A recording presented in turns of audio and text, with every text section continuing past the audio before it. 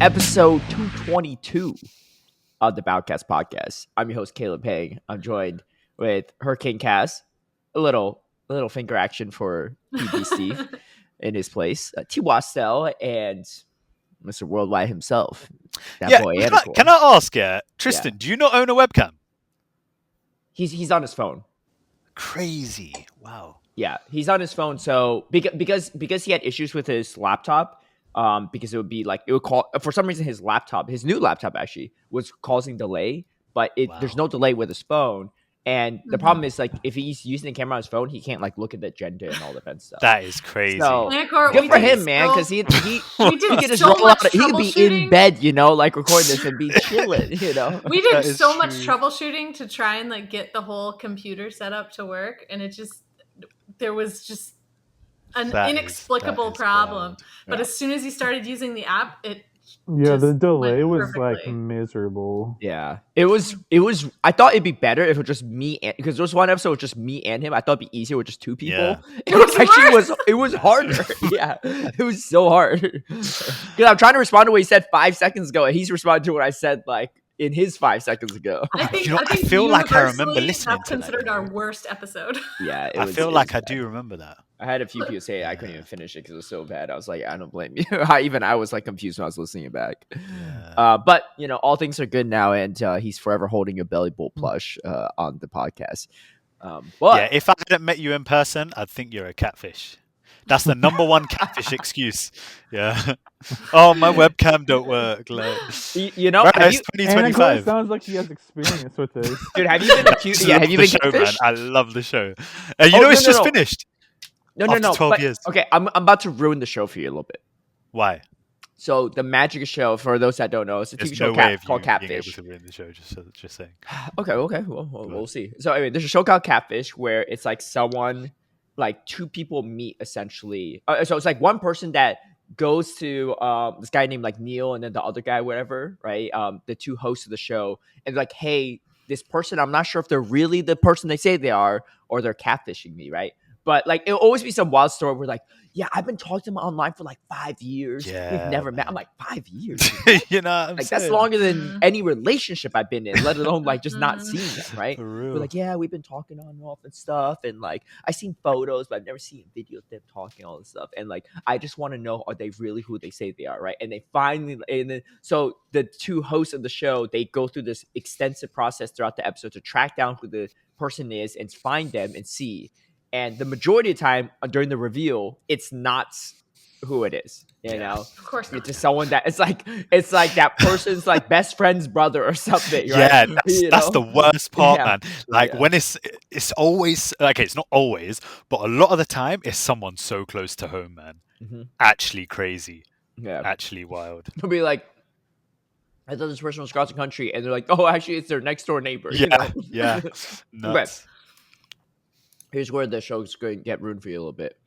How they set it up, it's not the person that's getting catfish or potentially getting catfish, because sometimes it is actually the real person that they've been talking to, but they just can't meet up for whatever reason.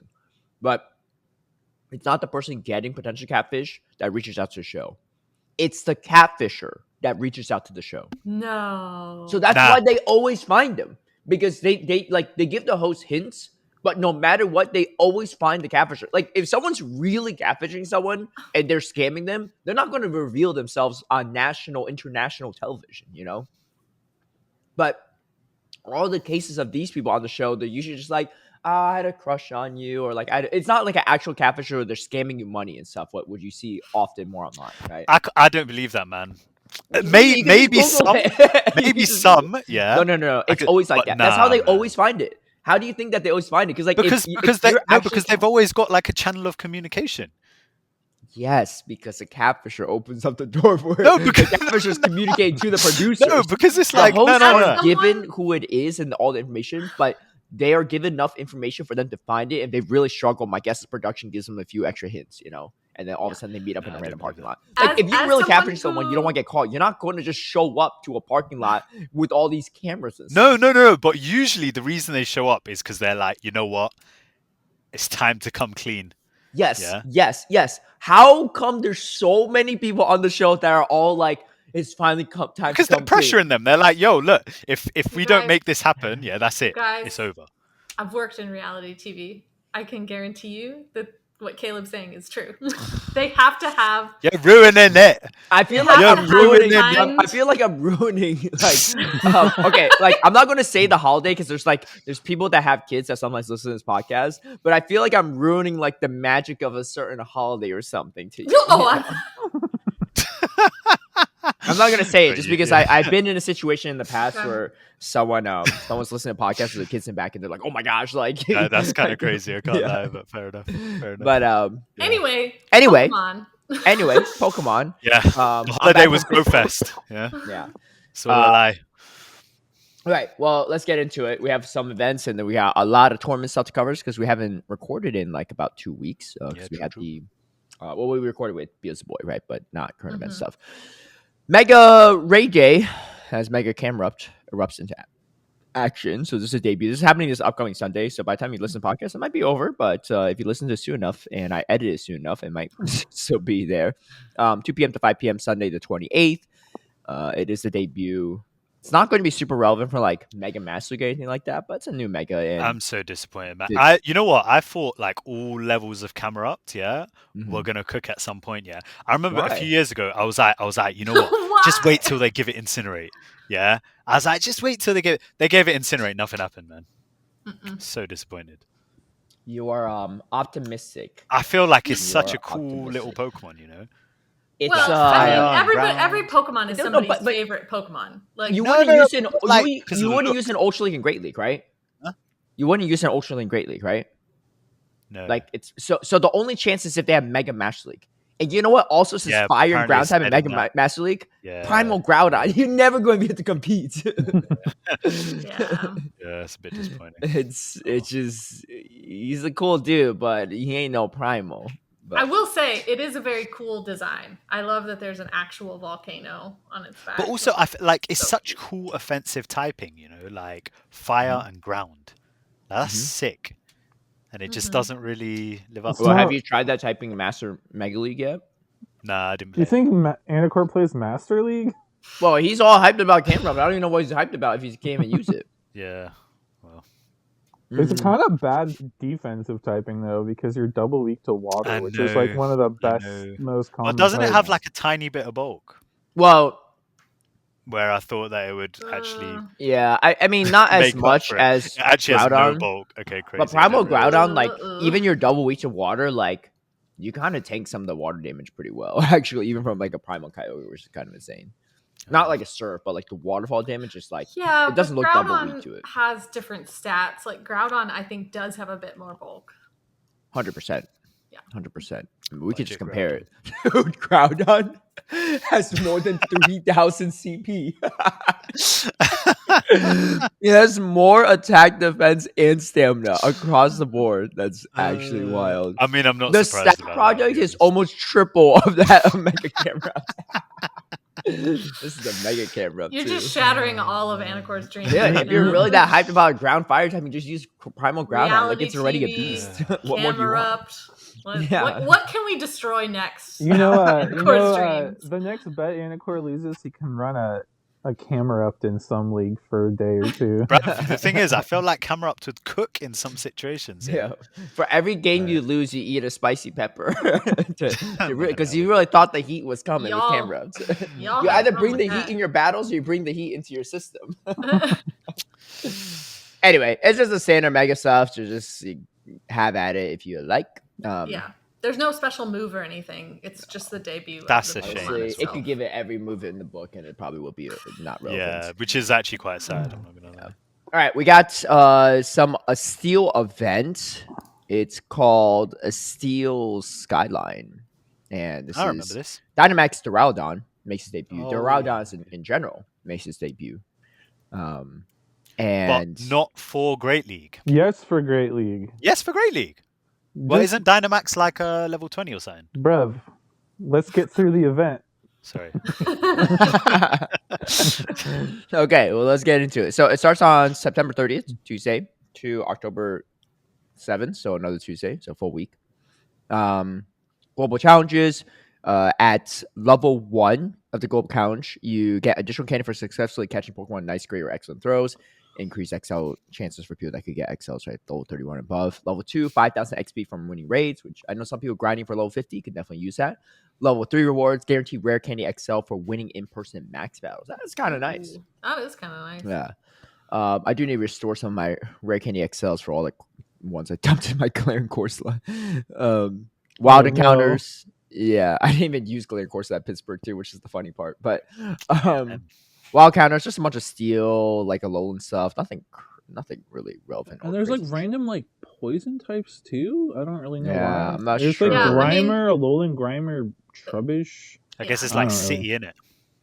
Maybe. And then there's like an Axew in there too. I don't really know the spawn pool, but I think you're right, Anicor. They're more like city themed, but Trubbish is always good for extra dust. So true. Yep. While some trainers might even encounter Galarian Meowth, which is kind of cool, extra dust and for the Berserker, as well as Skarmory and Mawile. Yeah. Noise. We have in the 1-star max battle Drillbur Rookie D. 3-star Beldum, and then 4-star it's the Duraladon. And you can get shiny of all these, particularly Duraladon, which is kind of cool because debut of Duraladon and can be shiny. That's always a nice feeling.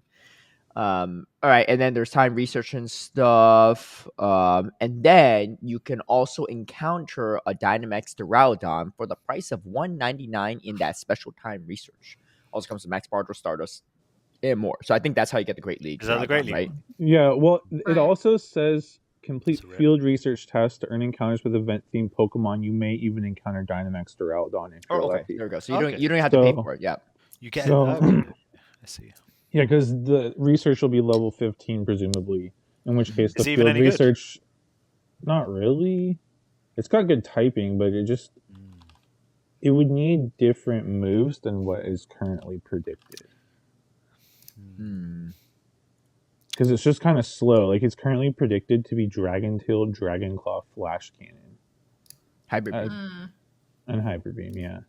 And it's like, with Dragon Claw at 50 energy now, it's like the cheapest move.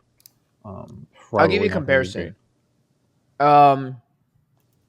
Obviously, this is the non-Shadow Dialga, but it pretty much has the same exact stats as non-Shadow Dialga in Great League. Obviously, everyone only has Shadow Dialga in Great League if they have one, so it's a little bit bulkier, but it's almost like exact same attack, slightly more defense, almost exact same stamina. Yeah, pretty across the board. So that's about the bulk and damage you can expect from it. Yeah, it's pretty squishy. Wait, could it be is this eligible for the LAIC? It's dragon type, so yeah, it would be eligible. That could be interesting. Because LAIC has a lot of dragons, but there's not a lot of steel dragons. Interesting. Well, I guess you can't use Shadows, obviously. You can't use Shadow Dialga, but you could use yourself a Duraladon. I don't know. Might be something that I don't know if it's actually in the rankings yet, though. It does also eventually. It is going to get a Gigantamax form. So yes, yeah, and it evolves. So there's that. But anyway, I'd say just collect some just in case. But yeah, I think if we got Dragon Breath, that'd be nice because Dragon Breath's just slightly better. I feel like than Dragon Tail at the moment, just because of the one-turn move. But yeah, that's pretty much the event. Just again, look out for the research one, either from the paid research or field research. Just get one just in case. I don't think it's going to be great, but it's always nice to have things just to have. We got Metagross Raid Day. This is kind of a big one for those that like good megas and PvE attackers. And PvP. You think they'll use this over like the primals and other stuff? I mean, it's getting Shadow Claw added to the move pool. Oh, true. Wait, that's for So Mega. Okay, so the event is on October 4th, Saturday, 2 p.m. to 5 p.m. And the feature Metagross Encounter Mega Raids will build a fast attack Shadow Claw. After the event, Metagross will be able to learn the featured attack via Elite Fast TM. So even if you don't get a good one, worth powering up, you can still Elite TM them, which I think is worth it. There's not a lot of things you need Elite TM fast attacks or fast TMs for, I guess. And of course it could be shiny, all that stuff. There's standard like 5 additional raid passes and 20, remote raid pass increase, all that stuff. So yeah, actually, I am curious. I don't know if this is going to be in the rankings for Mega Master League or not, but I'm genuinely curious if Metagross can make it up there. Maybe not Mega Master League, but probably Open Master League. Yeah. But then you don't the wait, Open Master League, or you mean Master I'm talking about regular Metagross and Open Master he's talking League. about regular Metagross. Oh, because like I've seen people talking about like hoping maybe they'll in like a future season give it like a new move like Psyshock or Meteor Beam. Ooh, and Psyshock. Like if you gave it like Psyshock or Meteor Beam with the Shadow Claw, like regular Metagross could be pretty solid. And like you should need the Earthquake for the mirror though. Okay, so it's 20 wins, 14 losses against the meta with Shadow Claw. Without Shadow Claw, it's 20 wins, 14 losses, 1 draw. So you draw 1 less in Open Master League. But I do think Master League Premier is a different story. So let's take a look at that. Bullet Punch, 16 wins, 12 losses, 1 draw, 1 tie. And with Bullet Punch, with Shadow Claw, 18 wins, 11 losses. So slightly better. I think there's pros and cons, I think. You're worse into obviously like right period and stuff, right, with Shadow Claw. But Shadow Claw used to be such a good move, and now it's just like every other like fast attack. Actually crazy, you know. Hey, you don't need to nerf Shadow Claw if you buff everything else. I mean, I don't hate it, but yeah. Anyway, so there's that. I think the typing is also Psychic and Metal or Steel when you evolve it. So something. Yeah, I think it probably has decent stats for Mega Master League. I didn't realize what you were saying before, but I think like it's just gonna struggle in like a Mega Gyarados like Primal Groudon type meta. Yeah. And then the final thing, I'm not going to make an extra like graphic for this one because just like a quick tidbit. But Pokemon Go Tour's returning in 2026. It will be in both Taiwan and in California, Los Angeles, and 20th to 22nd. And so I assume it's Pasadena again for LA. I don't know for Taiwan specifically what park or anything. But they've done it in. Oh wait, never mind. Yeah. I was just saying they've done events in Taipei before, but this they said is in Tainan, so different place than previously. It's like different place. And then there's a global celebration as well from 28th to the March 1st. So even if you don't end up playing in person, you have that one. The global one's during Seattle, regional, which is kind of a bummer, but it is what it is. That all that means, Tristan, is that you need to come down to LA a few weeks prior so that you could just enjoy the Seattle regional without worrying about anything, you know. So, but yeah, works out for the SoCal people. And then in the post they did say we're mega excited for what's to come. We hope you are too. So I don't know what mega they're teasing or set of megas, but they're clearly teasing like Mega Mewtwo. But it's not. It's a tour, right? So it's like won't it be tied to one of the regions? Yeah, it's whatever so in terms of the order, though, I think Anicor don't know what he's talking about. No, he does. He does.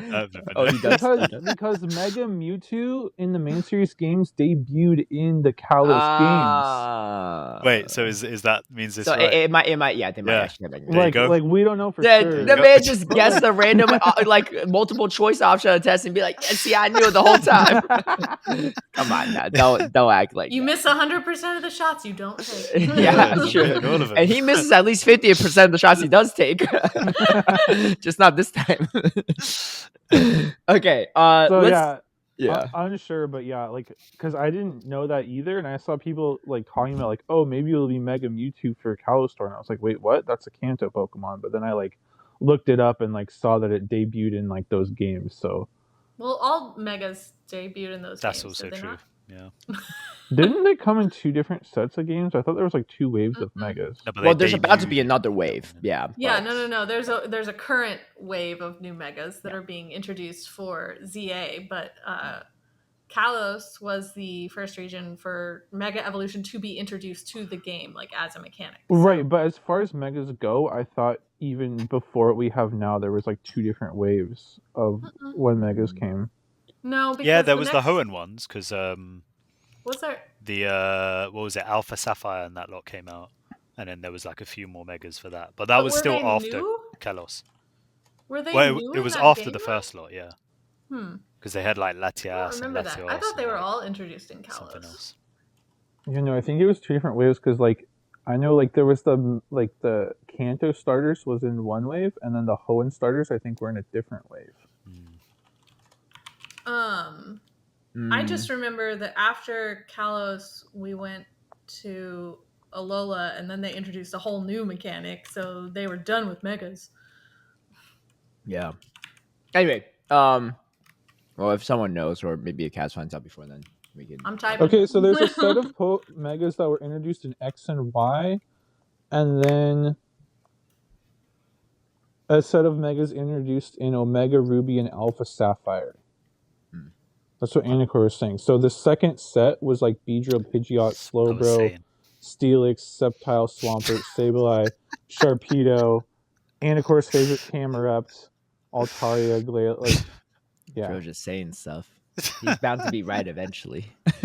He's just saying stuff, and he's gone 2 for 2. Yeah. He's overdue for some mistakes now.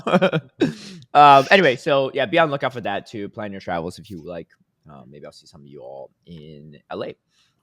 Okay, let's talk about Championship Series because there's not too much to talk about Go Battle League, and I feel like there's a lot to talk about for the Championship Series. Yeah. So let's talk about that. Should we talk about? Let's talk about the regionals first, I guess, because I feel like that's a little bit more pressing, and then we could talk about the other stuff related to this. So we'll start with Frankfurt. You were at it yourself. I was at it. Yeah. How many championship points did you get? Because we have a championship points bet. Yeah, I got none. Oh, you got none? Yeah, I got none. Yeah. Wait. Yeah. Oh, because it was like you didn't hit a kicker or something?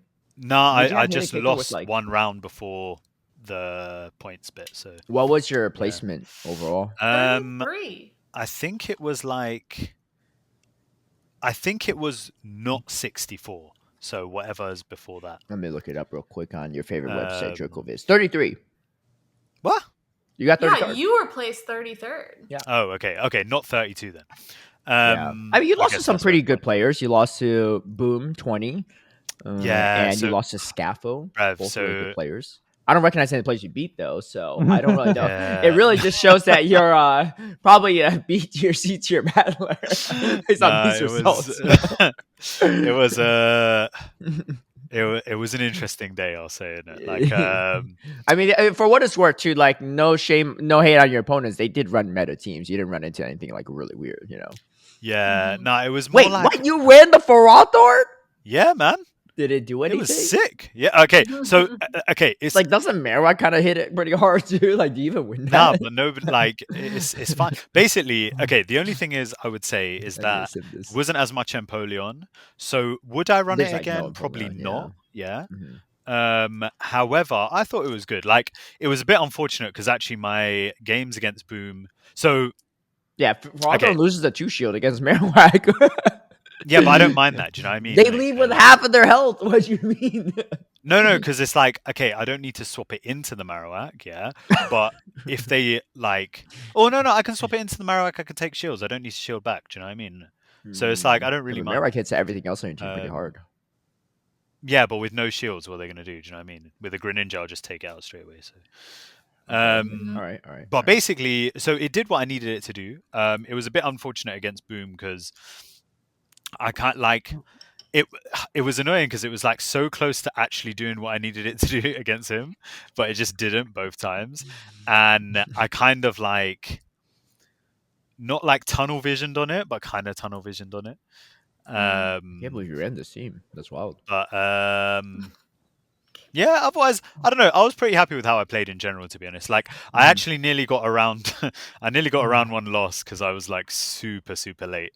Because basically, there was like some issues in terms of like how to get into the venue, and you already went 2-1 that match too. You would have lost to Eric. Literally, yeah, man. It was peak. That guy was so nice, yeah, because I actually messaged him right before. I was like, "Yo, man, I'm a bit late," and then.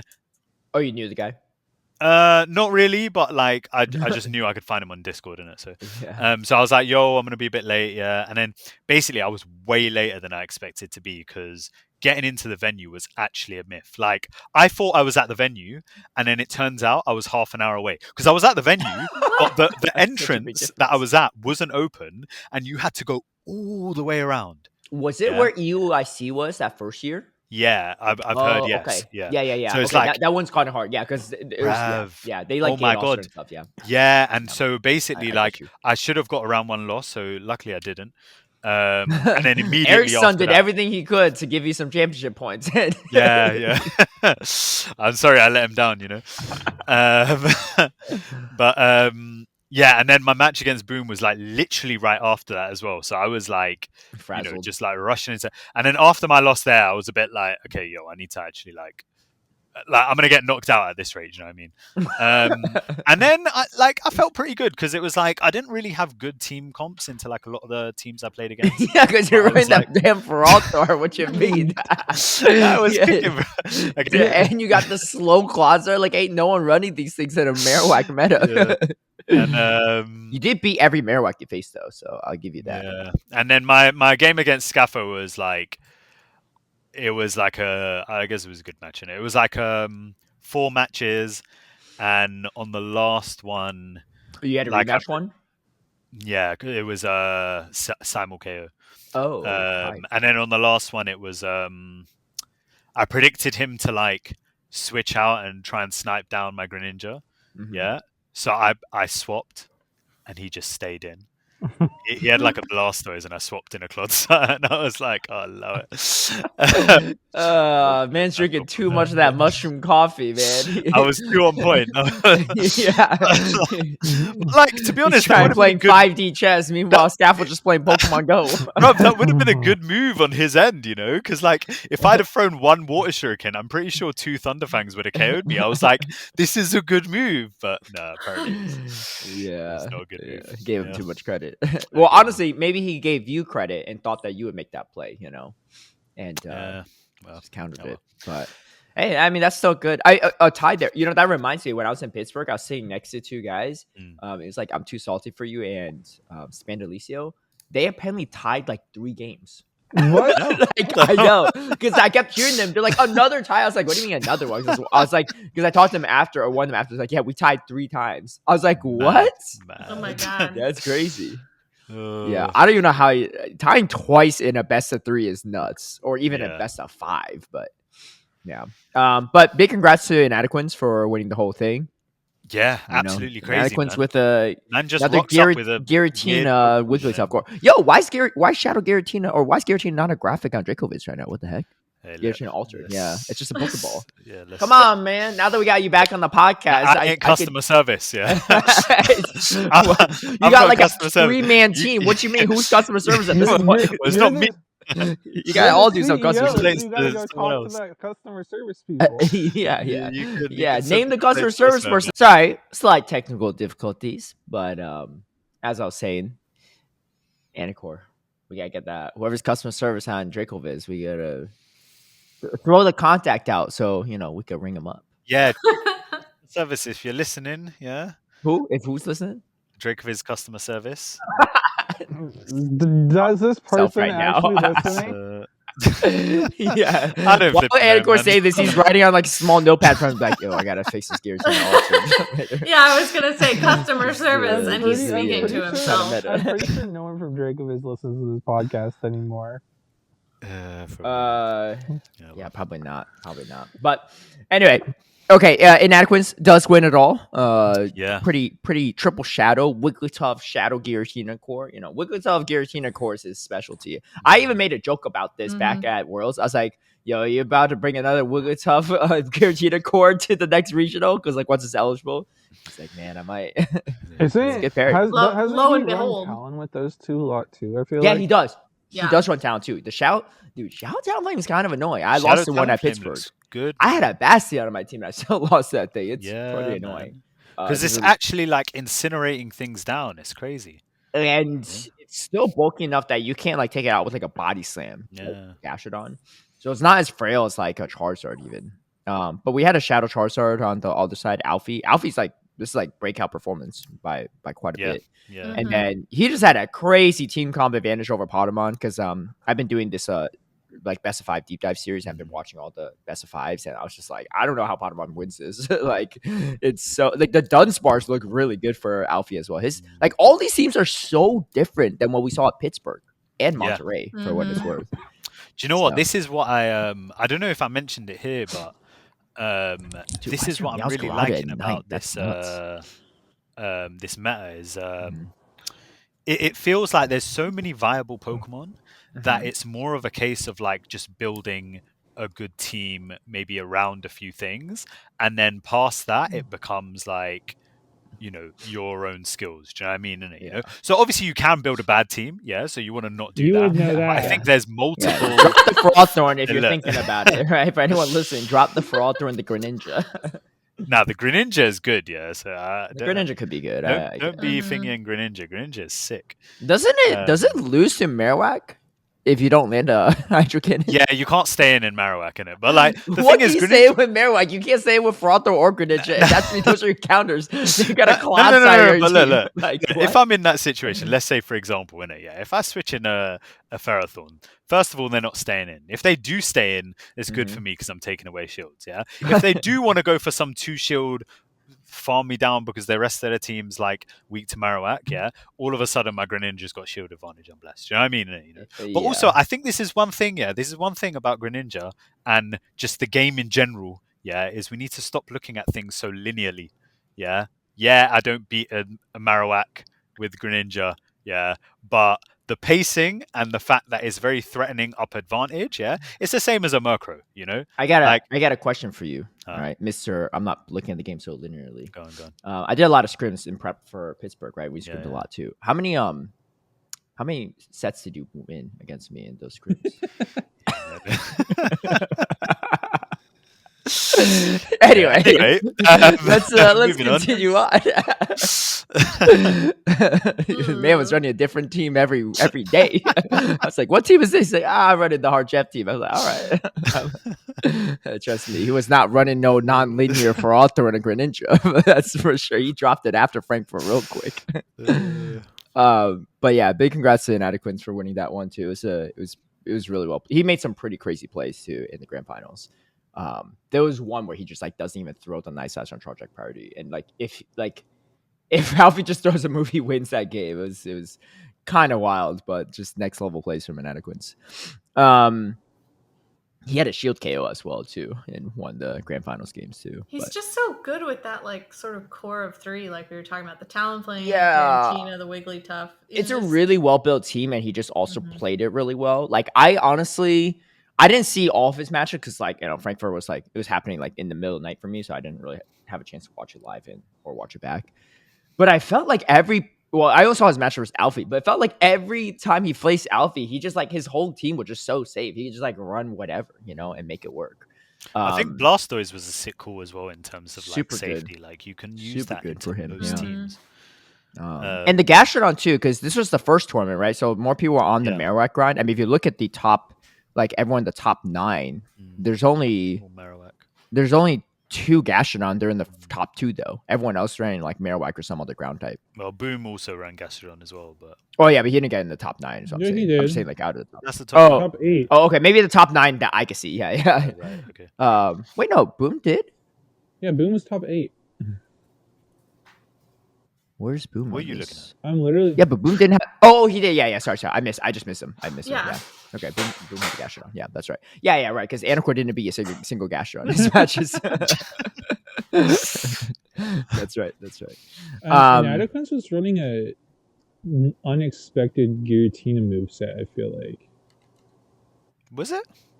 I don't think so. Shadow Claw, Dragon Claw, Ancient Power. I think that's pretty standard. Yeah. I think Dragon Breath was sort of assumed to be the standard after the move update. There's pros and cons, right? Because he's better into Togekiss. He beats Togekiss in the like 1s and 2s with Shadow Claw. Also, so you're like kind of expecting, like there was a rise of fairies because of how safe Galarian Moltres was. And it's like, if you're expecting fairies most of the time, then Shadow Claw gives you just a lot of neutral play. I don't think there's that many normal types around. You know? Yeah. Yeah, big congrats to him on that. We also had that same weekend we had Monterey. Crazy, because completely different meta, or like not completely different meta, but I think that the main, I'm gonna say completely different meta. One of the main standouts was the like the lack of the Dene in Frankfurt versus in Monterey.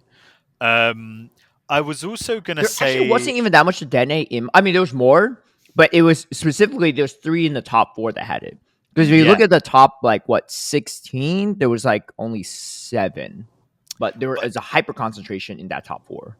Yeah, but I mean, no, but even because I did the numbers for the general usage, because obviously there was no stream, and even with the general usage, there was like double the amount of the Dene, like percentage-wise in the whole tournament. Okay. For day 1 usage, like it wasn't shown on stream like Anicor said, but if you actually looked at the numbers, there was way more overall Dene usage in Monterey. Like, significantly more. I got you. And then Murkrow's an interesting one because, like, I don't think the Murkrow like overall usage was that high, but the same team made it into Top Cut, which was it's the Eomero team. And I think that's sick as well. I think because of that, like Murkrow's kind of I messed up in popularity. Why? Because I played Ash and Ash in a practice tournament leading up to Pittsburgh. 5 times weak to Bastiodon. Super weak. Only had Gashadon. And what, he changed? Spanked him 2-0. He replies, he writes me. I was like, GG. He writes me, he's like, you're casting, right? I was like, okay. Just give a little wink face. He reports back to General Eomero.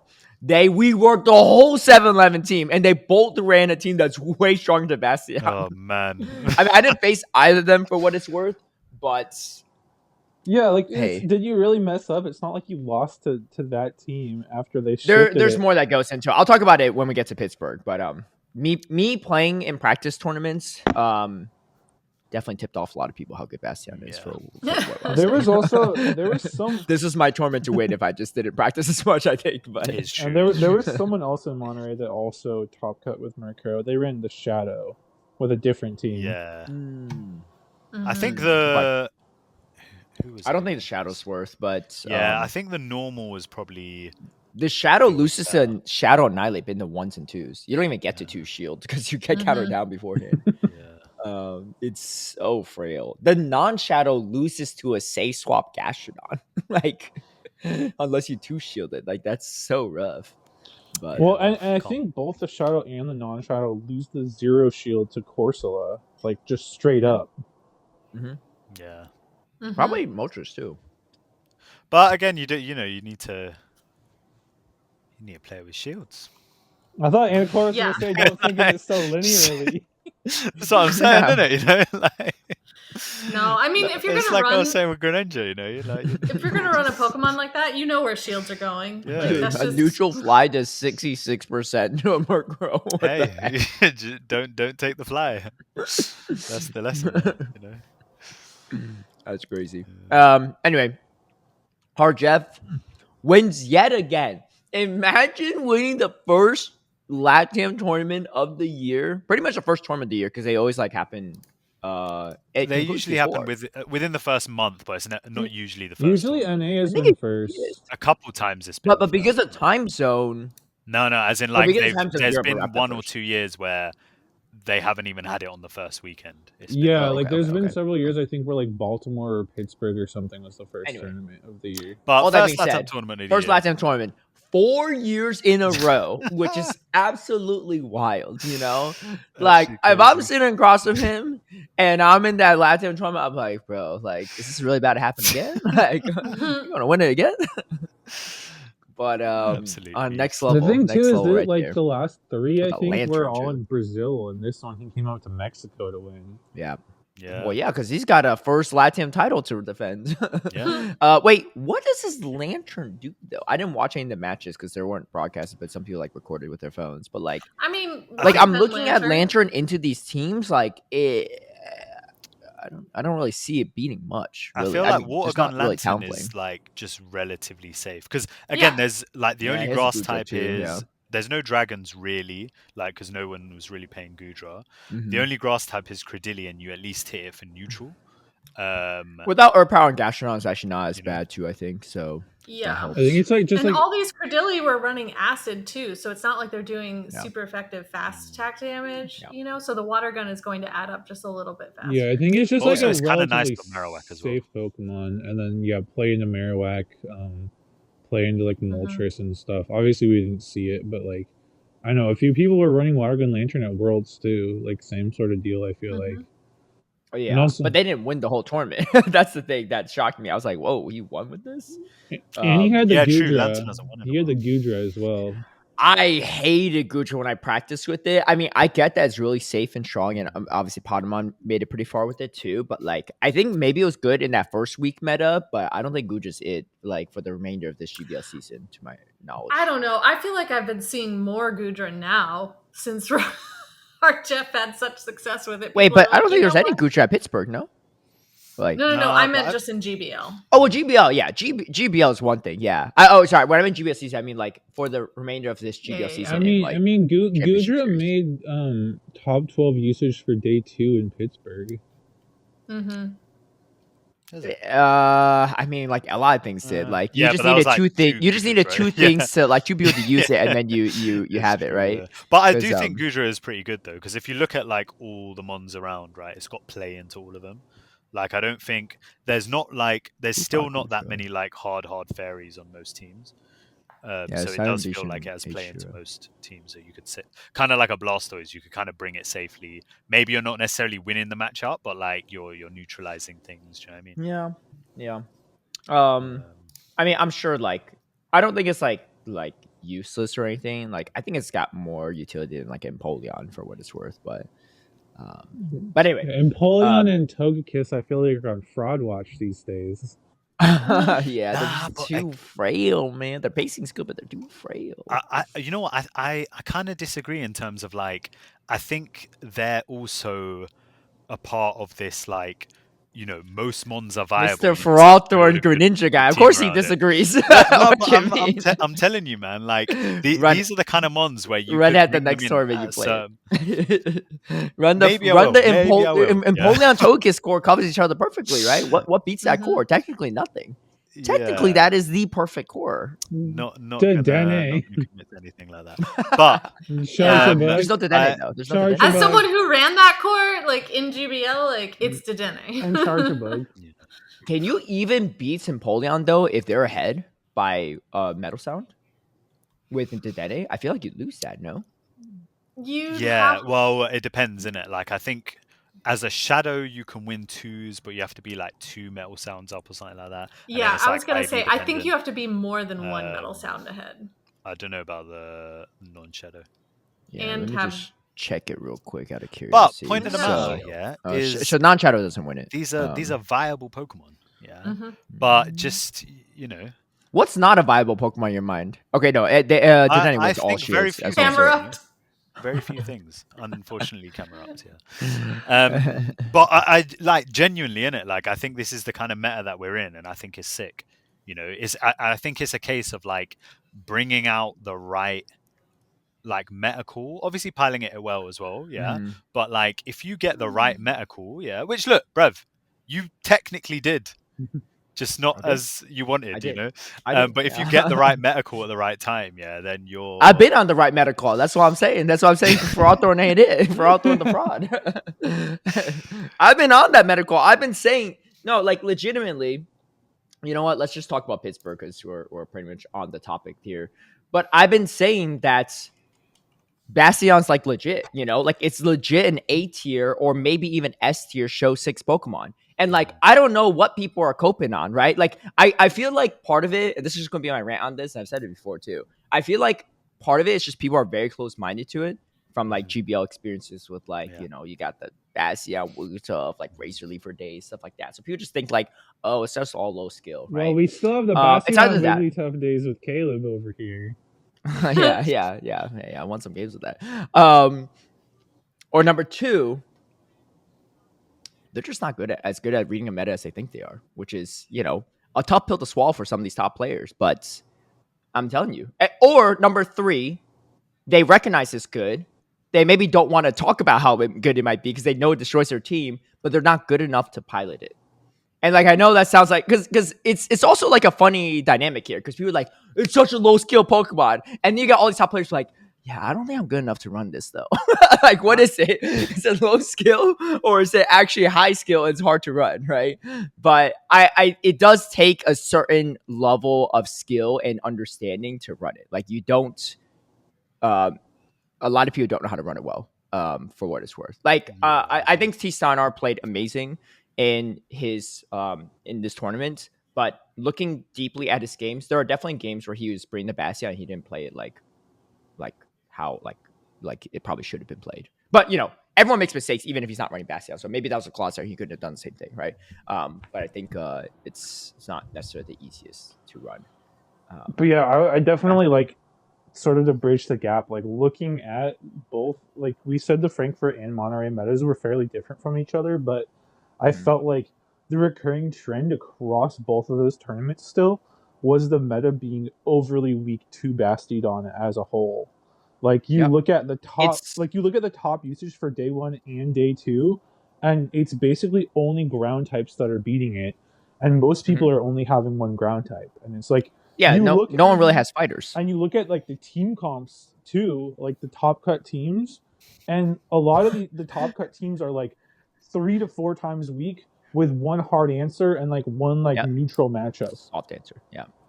Dude, Bastion beats Blastoise in the ones. By the way, there's no baiting there. Obviously, you're just going straight ahead, right? But no, there's only out in Pittsburgh, right? Which you could say is like the slightly Bastion meta, not even, right? There's only 2 Bastion in the top 16, but still. There were only 2 people. Oh, no, there's 3 people, I guess, that brought fighters. 2 of the people that brought the fighters were the 2 Bastion players. So you don't got to worry about that. The only other person that brought a fighter was GXCXB, but he was running the Shadow Primeape, so that also loses against the Nightlave. So that's even hard to bring into the Bastion team. But okay. So there's not a lot of like Empoleon. There's not a lot of I don't know what else is beating a Basti, but like some of those other checks that aren't fighting aren't ground. Clodsire, but there was only one Clodsire. You know a Stunfisk, but you know then you just lose the head-to-head to all the other ground types. So and that's most people just only run that. I think only Doombug ran Stunfisk and Imarek. But I was gonna say he got 3-0. Honestly, the reason there's only 2 Bastions in Top Cut is because all the Bastions were in the same group. Dude, real. Okay, so this is what happened, right? So I played in a bunch of practice tournaments. People start catching on, and I made some adjustments to my team. But I originally had Corsola on my team as well. I made the switch over to Wigglytuff because I was a little bit worried about Pangoro and Primeape because I did face like 3 of those back to back in a practice tournament. I was like, bro, this is too hard. Like without, I mean, I didn't have a Nightlave on my team either, so maybe just a Nightlave would have been fine. But realistically, there weren't really that many people that brought Primeape and Pangoro to the tournament, so I maybe over corrected on that front. But yeah, so a lot of the Brazilians, or particularly Twastell and Harjef, ran the same exact team as me, except they ran Corsola instead of Wigglytuff.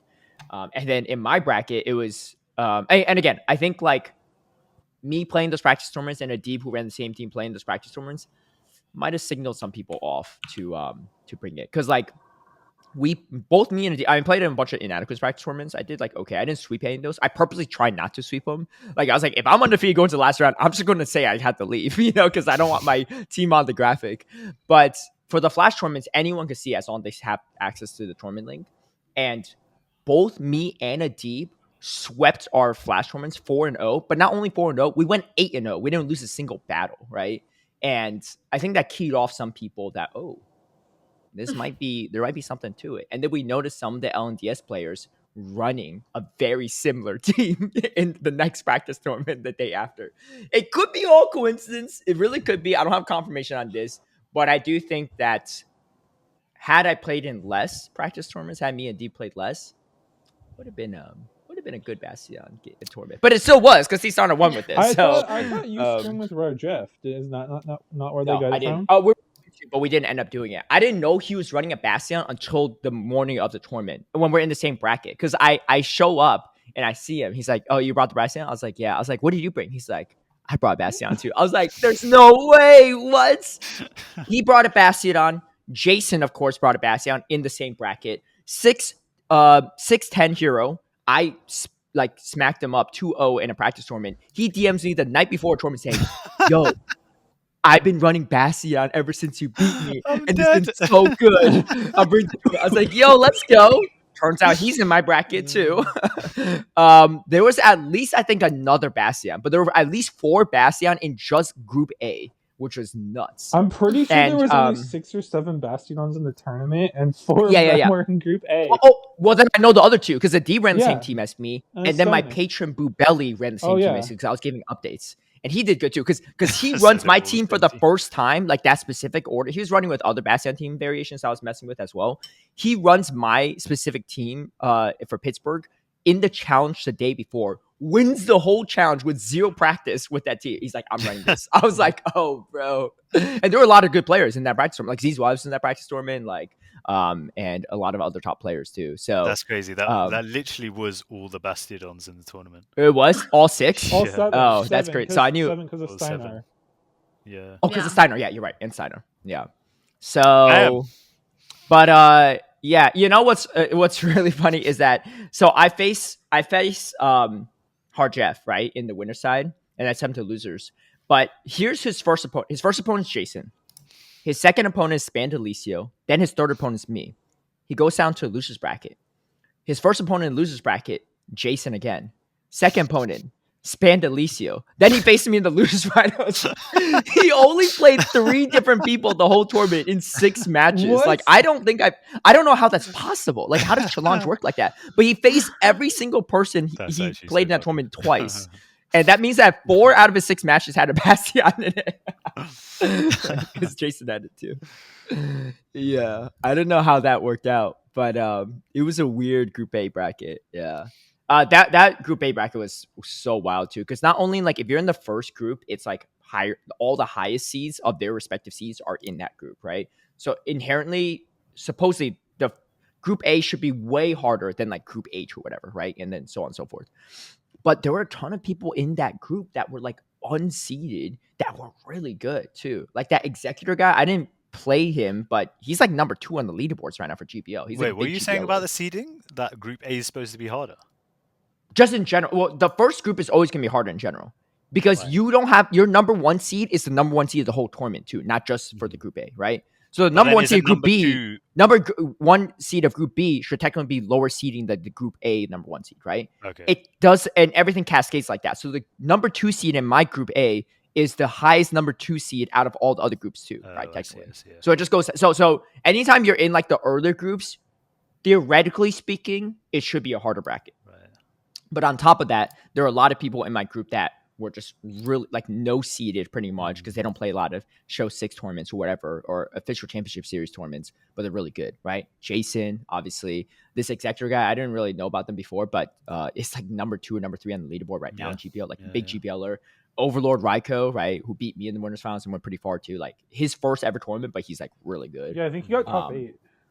Yeah. If you look at the bottom half of the Group A bracket, it's so weird. It's like by the semifinals, I think it was like the highest seed was like a 12th seed.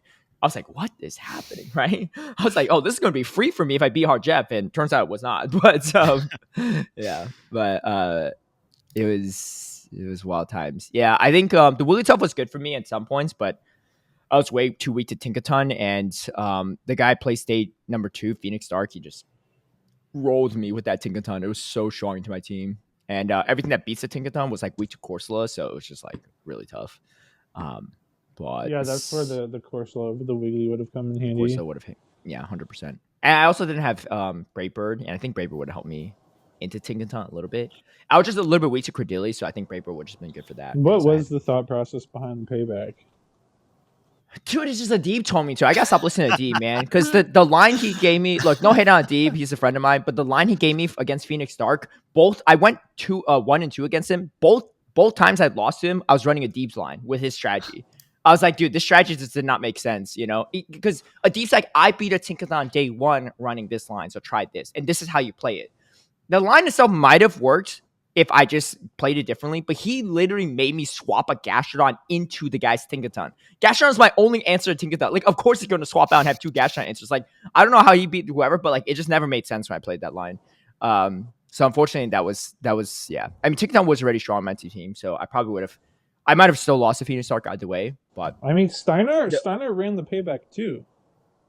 He did. Yeah, it's better for Corviknight. But Steiner, it's better for Steiner and Harjeffe's team because they have Corsola. So the opposing Credilli isn't as scary.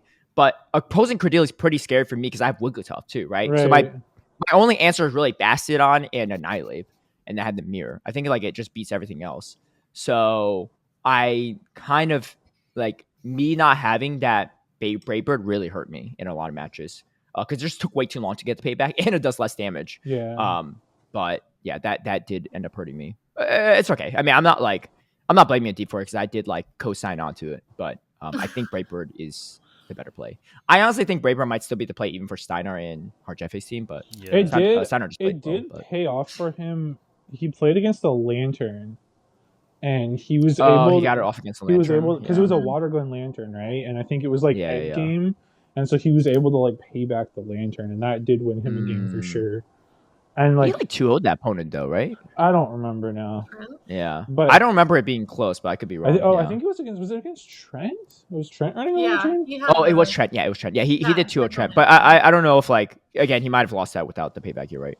Yeah, because it was like late game, like end game, but the Lantern had a good chunk of health, but like getting that payback off did a bunch versus like Bravebird wouldn't have really done that. And then like. It was definitely helpful for him at times against like Corviknight, and against what was the other one? Oh, having like that like, I mean I guess Braver does a lot too, but like I think once or twice it was helpful for him like late game against the Corsola as well. But there was also times where it definitely hurt him like not being able to like Bravebird a Cradilly or something like that. So. Yeah, I do think it helped his Z's Wireless matchup a lot because I don't know how many times he actually went for the Braver or landed it, but Z's Wireless had to bring Corviknight almost like every game because Corviknight and Gastrodon were his only answers to the Bastiodon, and he didn't feel comfortable bringing the Gastrodon as much, which I understand why because Steiner's team was pretty strong to Gastrodon, so he relied a lot on the Corviknight. Yeah, that grand finals was pretty one-sided. Honestly, the fact that Z's was even reverse swept and won the winners finals was like a damn near miracle because that was that is such a hard matchup. If someone told me to pick any of these top 16 teams, I'd probably just pick Z's was if I had the choice with the team that Steiner had. Like that is like the most lopsided like team disadvantage I've seen in a while. It's just so easy. If you don't catch the Bastion on the Gastrodon, your odds of winning that game are like probably like 90+%. It was crazy because like the way Z's Wireless played was so impressive. And like the fact that he was able to run like a Charjabug Cradilly Corviknight trio into Bastiodon multiple games and either win them or get them really close. He shouldn't have that. Okay, like I said, CT Steiner better player than me for sure. But like, if you put that matchup into someone that plays a lot of Bastion, there's no way you should have any business in winning that game. But I think there were times where T Steiner played like how he plays a lot of other teams. Is that he plays it more like fluidly and not like alignment based. But like when you have that kind of composition and you have that kind of lead, you just can't lose if you just play it based on alignment. Like Steiner would just like let certain moves go.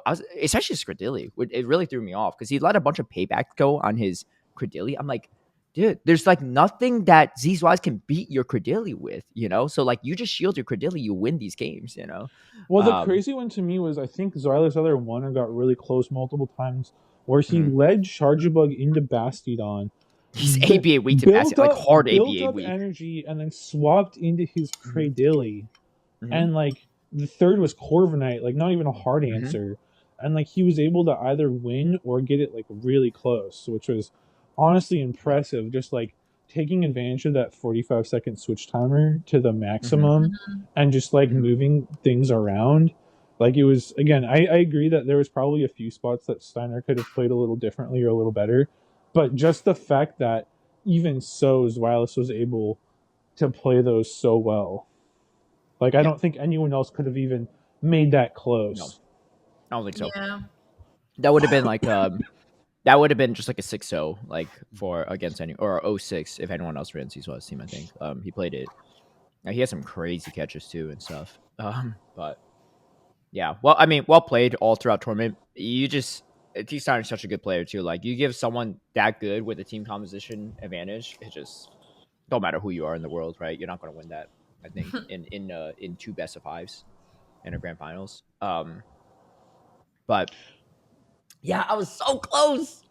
I was so close to making the exact right meta call.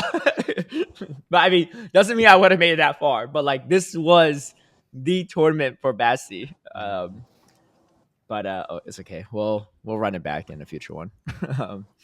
I did get championship points, so we're one step closer to seeing that Master League Mesprit from Anicor. Yeah, we got one. You better stock up those rare candy XLs because you're gonna have to spend all of them if you don't have enough. You know. Yeah. What was that event you mentioned earlier today? Dynamax. The Dynamax one. Yeah. I think you probably done like 5 Dynamax total in your life, maybe if even. So I think they were all at Worlds. And of course, we grinding those Dynamax battles. Yeah, man. Let's do those. But yeah, big congrats to T-Steiner. Wise too. We lost an automatic invite, Brandon. Oh yeah, I forgot about those. Yeah, it was a non-NA grand finals completely. Yeah. Mm-hmm. Yeah. I'll be honest though, yeah, like, yeah, if we're looking at the NA performance in Worlds the last couple of years, yeah, like you guys may as well give us your invites. You ain't doing nothing with them. You know what I mean? Look. I can't say nothing to that, so let's move on. It's true. I was gonna say what? Oh, and then shout out to Doombug for 3rd place, running Murkrow as well. Doombug's matchups with Steiner were so funny. Team. Like, yeah, pretty much. Yeah, I think he was the same. Dude, it was almost the exact same team except he had Marowak instead of Gastron. Did you come up with that himself, or he No. So that was the change. No. So he basically copied it from what the Eumera team in Monterey was, but he dropped the Dedenne. But then they dropped Dedenne for Ufisk. And then I think in Monterey they were running the Marowak, which I think Dune stuck with. But I think for Pittsburgh, I think the Eumera team switched it to Gastrodon, and that's where the only other exchange was. Dude, Doom was cracking me up in that losers finals, man. I was watching it. Like, he was a good sport, so I'm not like he was just running some weird teams. His Murkrow beats 5 out of 6 on Steiner's team. He doesn't bring a game 1. Doesn't bring a Corsola answer for some reason. So he has no way to beat the Corsola. It has like 2 hard losses to Moltres as well. Then game 3, he brings triple weak to Bastion and no Bastion answer, and he faces a Bastion lead. I'm like, dude, Bug, what are these lines of 3, man? I thought he had a massive team comp advantage over Steiner, but maybe just the Murkrow itself is just not good enough, you know? I don't know. But we've talked about it's just so glassy. Glassy. If you don't play it just right and get the advantage on the Murkrow that you need, like it can't do it. Yeah, I definitely the battles I saw, like in general, like some battles Murkrow looked devastating. Mm-hmm. It was just a monster. And then it kind of reminds me of more Peko a little bit, like in GPL at times.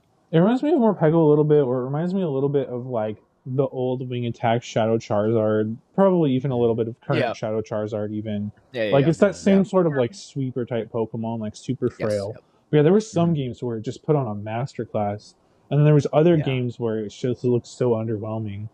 But yeah, like having that positive matchup into the Moltres is pretty nice, and I feel like it plays better into Cradilly than the Moltres does. So like there are there are some trade-offs there, but then like you said, it's not nearly as good into the Mud Slappers as the Galarian Moltres is. Like it can be pretty dicey into the Shadow Annihilate. Though in fairness, Moltres isn't the best into Shadow Annihilate either. No, so. It's not. No. I think on paper it looks really good. I will say that. I do think it looks really good. I think it's a lot harder to use. But I mean, then again, we did have 2 in the top 4. So and we had more in the top 4 than 2. Moltres. And we had 2 in the top 3 at Monterey? Yeah. Wasn't it 3? I thought it was only 2. Because didn't Richie run it too, or no? No, but top 3. Oh yeah, 2 out of the top 3. Yeah. 3 out of the top 4. But yeah. It was 2nd and 3rd in Monterey, and then 3rd and 4th in Pittsburgh. I think it reminds you a lot of Morpeko because it is difficult to use, and because the timing is similar. You know. Yeah, that's fair. Speaking of birds, Kaz, I'm curious about your opinion on this one. I almost missed. We're still a little bit related to Pittsburgh, so I'll kind of tie it in a little bit, but a slight tangent story. I'm about to. It's a night before Pittsburgh, right?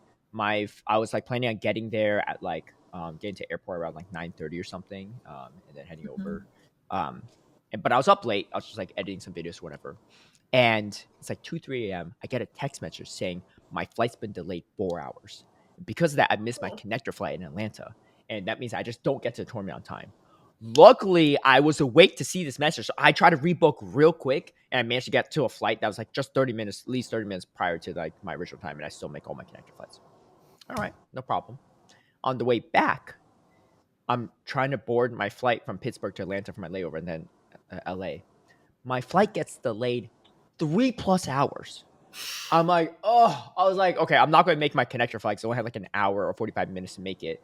Not going to make that. It kept getting delayed. They said there's some engine failure. And then they end up waiting for a plane to fly from Atlanta to Pittsburgh and use that plane instead of one at Pittsburgh because all their planes were like down. That's mad. Dude, they were giving me tons of vouchers and snacks and stuff. I was like, dude, I'm so full. I was going to say, does the US have like compensation for this kind of stuff? Kind of. So it's kind of bad. So like they can't refund your ticket if you still end up taking a plane, even if it's a later plane. But they gave me like delayed. Yeah, if it's got delayed though, they give you like a $12 meal voucher that you can use in any restaurant. Yeah, it's not much. I got some pretzels with it, but they gave us some snacks too. But also, some of those sort of passenger protections have been revoked or about to be revoked too, because of our wonderful government. US. Yeah. We won't get too political, but it's not looking great. Anyway. I get to, so I'm like, well, there's no earlier flights because by the time I get to Atlanta, it's going to be like 12:40 a.m., right? I was supposed to get there at like 10 or something. So, or maybe earlier, 9 or something.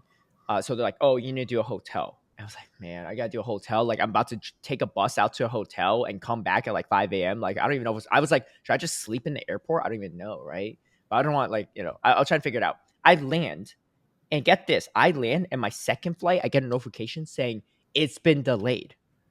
I'm booking it. Atlanta's a huge airport. I'm booking it. You have to ride a shuttle. I'm booking it. My shins are sore, right? I'm carrying, because I only had a backpack, so I was carrying all this.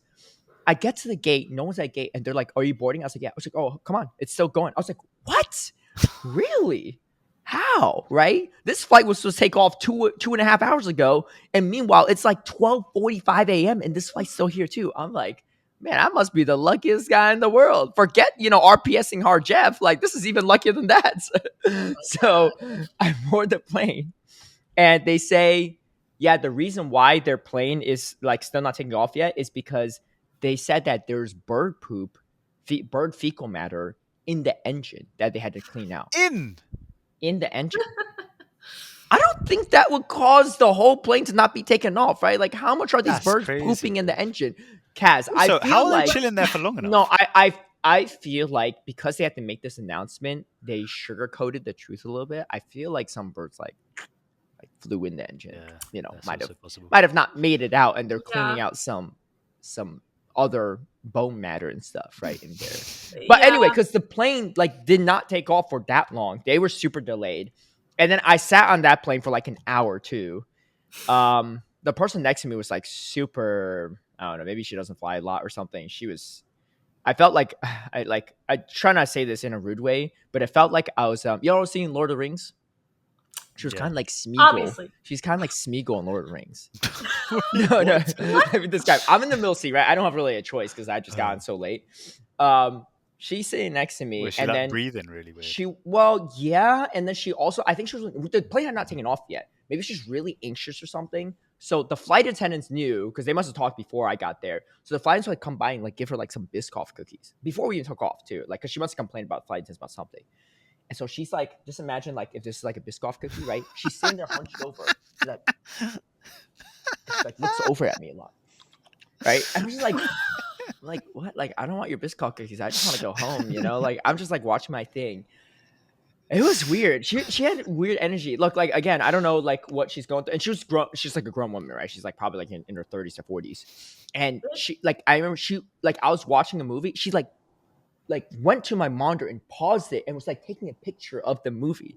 Bro, what? Because she wanted to know what movie I was watching. Okay, but and she did this for 2 separate movies. But she reached over and paused full screen. Nah, bro, that's not fine. That's not fine. I mean, yeah, but what am I going to say? Biscoff cookies. I mean, I'm sitting next to Smeagol here, right? Like, I'm not trying to get my finger bitten off, right? Like, I was like, oh, I mean, yeah, it's a good movie. That is crazy. It never ceases to amaze me. Yeah, it never ceases to amaze me. Like, we have had airline travel for so long. It might have been her first flight. I don't know. So many people just make it deeply awkward every single time. Do you know what? Americans don't fly a lot, though. Apparently, a lot of you don't even have passports. Well, I think based on her accents and her general appearance, she might have been like I don't think she grew up in the U.S. or she might have been some type of immigrant or visiting. I'm pretty sure she was like from some like African country based on her accent and general like appearance and demeanor. But anyway, like also the bathrooms right next to our aisle. So like there is no other aisle like across, right? There's an aisle and there's a straight bathroom. So she like rushes in the bathroom. I thought she was like vomiting or something, but I don't think so. I think she just like really had to go. I don't know. She rushed in the bathroom when the plane lands, and like there's people in the aisle waiting. And like she comes out and no one thought that she was in the bathroom, right? Because they probably didn't notice. She like decks them coming out the thing because the door just opens straight open and they're in the aisle, right? So they're getting pushed. And I don't know. She looked like she was like running down the football fields, right? Like boxing people out, like when she's getting off the plane. And I was just like, I don't know what's happening, but I'm just glad I'm home. And I got back at like 5 a.m. my time, but I was like, I'm just glad he made it back. Anyway, so it's probably not bird poop, right? Because I feel like that can't cause a whole plane to like not take off for 3 hours. Well, I mean, that's more of an airline mechanic question than a bird question. Yeah. It just depends on how much there were and where actually it was, because I imagine a lot of problems. Why were they able to chill there for that long? Oh, well, because I mean, planes can often sit on tarmacs forever. Yeah, you know, and they're small birds have a way of like getting places you don't think they'd be able to get to. You know, they're made of nothing, Anicor. Like their bones are hollow. They're just feathers. They have like no muscle mass. Yeah. Like I don't know what the deal is, dude. I just lucked out though. I was like, there's no way my flight gets delayed 3 hours and I still made it to my connector flight like 3 hours later. I can't believe your whole thing was delayed 6 hours. Yeah. Well, I mean, I got like $24 meal voucher. I had another $12 meal voucher that I couldn't even redeem because when I landed, nothing was open in LAX. Yeah, I mean, the airlines have a way of like rigging the system so that they have to give you the least amount like possible based on how your actual delay was, how it affected your later flights and things like that. Because like I've gotten full reimbursement for flights that were canceled, just canceled. But if you sit on the flight, they don't reimburse you like that. Yeah, exactly. See, this summer here, me and my family discovered the UK's policy with flight delays. Bruv, my entire flight to LA this summer, maybe I already said this already, but that was free. Because the compensation was more than how much I paid for my flight. My dad got compensation. My grandma got compensation. My sister got compensation. Brev, ain't no one spend any money for flying this summer, you know? It was great. But it's also wild that many delays happened as well. Yeah. But I can't complain. It's been really bad because like my last week I was traveling as well, but I was driving. I had a friend who was like, "Oh, happy belated birthday, by the way!" Oh, thanks. I hate to interrupt you, but I want to say someone asked for your skincare routine because they're like, "What the heck? Like you do not look your age," and you dropped a very detailed skincare routine that there's one bookmark on that tweet, and that's me. Because I was like, I need to look at this to myself. I was like, send it to me. I got you. It's only 5 steps. It's very easy. Only 5. That's 5 but already. And I think you could substitute some of these like cleansers for other stuff. Oh, yeah. I listed I listed the brands that I use too, but like you can find probably the same option from like other brands. Hey, I'm about to use that Mario Bed de Scoose Rosewater facial spray. That's for sure. That's great. I'm getting that brand, the Mario brand. I'm not messing with no other Rosewater facial spray. Caleb and Anicor are all doing the same skincare routine. We need to get the podcast sponsored, guys. Dude, yeah. Well, towards the end of the episode, Anicor's like, all right, let me grab the spray. It's about time. I got it. I will say, like, that particular brand, like, they make Rosewater, but they also have other ones. They all smell really good, and they are, like, they feel really good. I usually do carry a travel size one, like, in my bag, because especially when it's so hot, like, here in Atlanta, like, it feels really good to just be like, oh, yes. Wait, what is it even for? The Rosewater? It's just, like, moisture. Like, it's just, like, extra hydration, you know?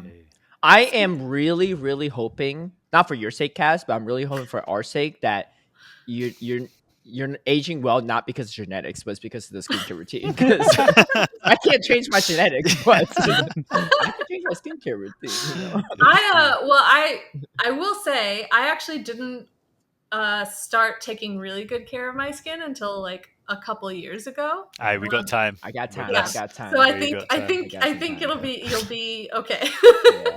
Yeah. Anyway, sorry to detract, but if anyone wants Kaz's skincare routine, just check out her Twitter post, her birthday Twitter post, and it's in the thread after Amanda. Yeah, well, because the joke was the post with 2 bookmarks. Yeah, the joke was a week from now I'll be 5. On my first post, I made a typo and I said like 40th decade, so it meant like 400. Well, 40th decade is kind of wild, yeah. So that's why I started talking about my skincare routine. I was like, oh yeah, you know, just the decades really just 400 years of this. Yeah. I mean, to be fair, if you've been alive that long, I'd hope you've mastered skin, you know what I mean? If you've been alive that long, you better not tell anyone, because the government's going to abduct you and experiment on you. You know, I've seen how that goes in a lot of movies. Yeah. So thank you very much. It was an eventful birthday. I will say that. Yeah. Some travel issues, you said. Yeah. Oh my gosh, our car our car is older. We expect some issues, but we got a warning light from the engine that we had never seen before. So we stopped to have it looked at, and the guy outside Atlanta, like, he was like, oh, these parts in your transmission need to be replaced, and that will be like $8,000. And we were like, what the heck? You guys buy a new car with that. Yeah. But we told him like what we were doing. He told us like more about the issue, and we were like, okay, well, if we can make it to Tennessee, then the repairs will be cheaper, because we had called shops there, and everything is just generally a little bit cheaper in Tennessee than it is here. So we had a plan, and we were going to stop every hour to like let the transmission cool off and everything. But then, I kid you not, like half hour outside of our destination, the car just like stalls on the highway. And like we had to pull over into the emergency lane and like get towed and everything. Did you think maybe you could push it that last half hour? No! Through the mountains? No. Hey, look. How much cheaper was it? It was about 3,000 cheaper. I'm pushing it. Yeah. So yeah, we had to get the entire like transmission, and like because of the way it broke, like it destroyed our axles too. So like we had to have the axles replaced, the transmission replaced. It was just a massive problem. But fortunately, we were able to still like make it on the trip. Okay. And yeah, we went to the Mothman Festival in West Virginia. It was amazing. That's kind of crazy. That's a sick shirt too. Yeah. Oh yeah, this design is really great. But it was really fun. It's very kitschy and kooky, and it was really great. I'm gonna be sharing some pictures online later. I shared some with you guys, I think, in the chat already. Yeah. So do you think the Mothman exists, or is it like what do people say it is, like just an owl or something? Well, yeah, it's like a large owl. What about just a moth, huh? The prevailing realistic theory is that it was actually a whooping crane. which crazy. If you look up a picture of a whooping crane, it does have like red parts on its head that would sort of I think I've seen you these. to believe in the red eyes, you know, and it's got a massive wingspan. So yeah, if you see one of those like out of its environment, which West Virginia would be, you know, if you see one of those outside of its environment, like in the night or whatever, yeah, of course you're gonna think that's a harbinger of doom, like from another dimension or something. Yeah. So they might have not been completely sober too when they spotted this thing. You know? maybe. But their eyes, their own eyes might have been pretty red too. maybe. But there are actually a lot of really cool cryptid stories around like West Virginia. So it was fun to explore. It was a fun Marshtomp looking fella walking around spotting Mothman. There was another cryptid museum we went to called the Flatwoods Alien, who like looks like it's got like a giant like spade for a head and these glowing yellow eyes and like a big green like cape. And we also visited and did tours of this unused or defunct insane asylum. We did a paranormal tour around the facilities, and they literally like the main hallway of it they've restored and it looks beautiful and like historic and everything. And then they start taking you on the tour and you go through this doorway and it's like derelict, like site of the Walking Dead sort of thing. And I was like, okay, cool. You know, what I appreciate about Kaz is that if I ever ask her for a thumbnail reference, like that if she gets it or not, she pretty much gets every reference I'm about to make. Every single time. I don't know if you've seen this before, but can you draw something like this? And she's like, oh, I got you. Like, I know. Yeah, I right? got you. So, I'm like, good. We're on the same page. Anyway, we've gone on quite the sidetracks and rants, but we saved all the tangents for the end of the episode. That's right. I'm actually really proud of us. But you know what? Fun fact, there's more to the episode, so we got more to go. What else is almost. Yeah. So we have nice. The TMs were nice. Yeah, we could talk about that too. Well, let's talk about that first. Also, I just wanted to say, because we didn't like mention this specifically, but the LNDS Toozy crew won 2 tournaments back-to-back weekends with completely different teams. That's true. Sick, guys. Yo, guys, I did my part, man. I took out one of them, but I can't take them all out. I can only do some. I will say, too, because I was in the Bastiodon group of the tournament, I was like, I need to come out on top, man. I can't be losing to another Bastiodon. But I did get my Moltres hard locked into Hardjeff's Bastiodon, and I was brutal. I was like, this is probably over. But, you know, it's kind of how it goes. Anyway, so yeah, TMs. TMs were pretty dope. We got bare TMs at Frankfurt, man. So yes. Was the drop rate like every time you spun a stop, you would basically get pretty the unfortunate thing is the actual stops were like a bit further than the competitor area. Yeah. So there was like 3 stops which we had access to, and then the rest of them were a bit far away. But pretty good. I got almost 250 to 300 charge TMs. I dropped all the extra. Wait! Like just from this event? Yeah. Just from going to Pittsburgh, and I didn't even stay for the entire second day. I left like halfway through because I was like, I'll try. Well, I had to catch a flight, and I didn't want to get spoiled, so I could do my best 5 deep dive series. But so honestly, if you go to just one tournament this year, even as a spectator, you'll be good. You'll be good on TMs. Well, and there was fast TMs too, right? I know people don't need those as much, but everything was both. The drop rate was about the same. I just obviously I just dropped a bunch of fast TMs to like clear storage because those you don't need as much of. So I just dropped it to like till I only had 100. But you know what? Great quality of life change, and you know what? Big shout out over the last couple months, this is what I'm saying, Scopely, my dogs. I've had faith in you guys since day dot, when nobody else would, when nobody else would, I was shouting for you lot, And where's the evidence of this? You weren't even on the podcast back then. Don't worry, we got receipts, Let me see the receipts then. What you mean? That's all I want. They're somewhere. Let's put the receipts in the video we're fine. They know. Yeah. Make sure I get some extra bonuses on his account or something. Nah, I'm saying, look, let's not stop here. I made a little list of small quality of life updates that I would like to see. Okay, let me hear. What for related to the game or just like tournaments? Related to the game I think the game in general. Okay, You see those numbers at the top of the leaderboard, yeah, where you can click on the pages, yeah. Okay. For like the GPL leaderboard as well, yeah. Let's put those at the bottom as well. I don't. That's an easy change. Amazing. Tags, yeah. Let's have a nice way to organize the tags.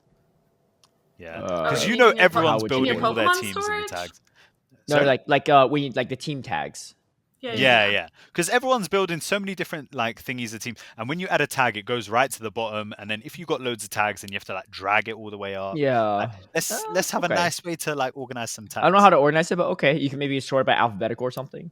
No. As in like maybe it like minimizes and then you just like rearrange them, but like easier to rearrange than the way it is now. Because the way it is now is like a very clunky sort of. I think you have too many tags. Is there a limit on tags? Because I definitely haven't hit it. I don't think there is, man. I think you need to clear some tags, man.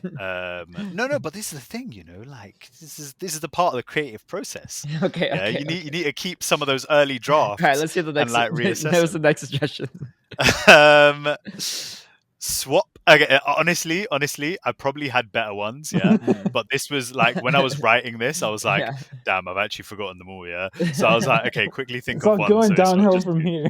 Yeah. So this one was swap. Being able to swap charge move sides. Yeah. I mean, the only ones it is annoying, especially for the ones you have to like you get from community day. It's like stuck on one side. Yeah. Let's swap them around. Sometimes I used to even invest charge TMs in swapping them around. Yeah, Butters did that too. Yeah, that's why he had one TM the entire time. Not great, but that's it for me.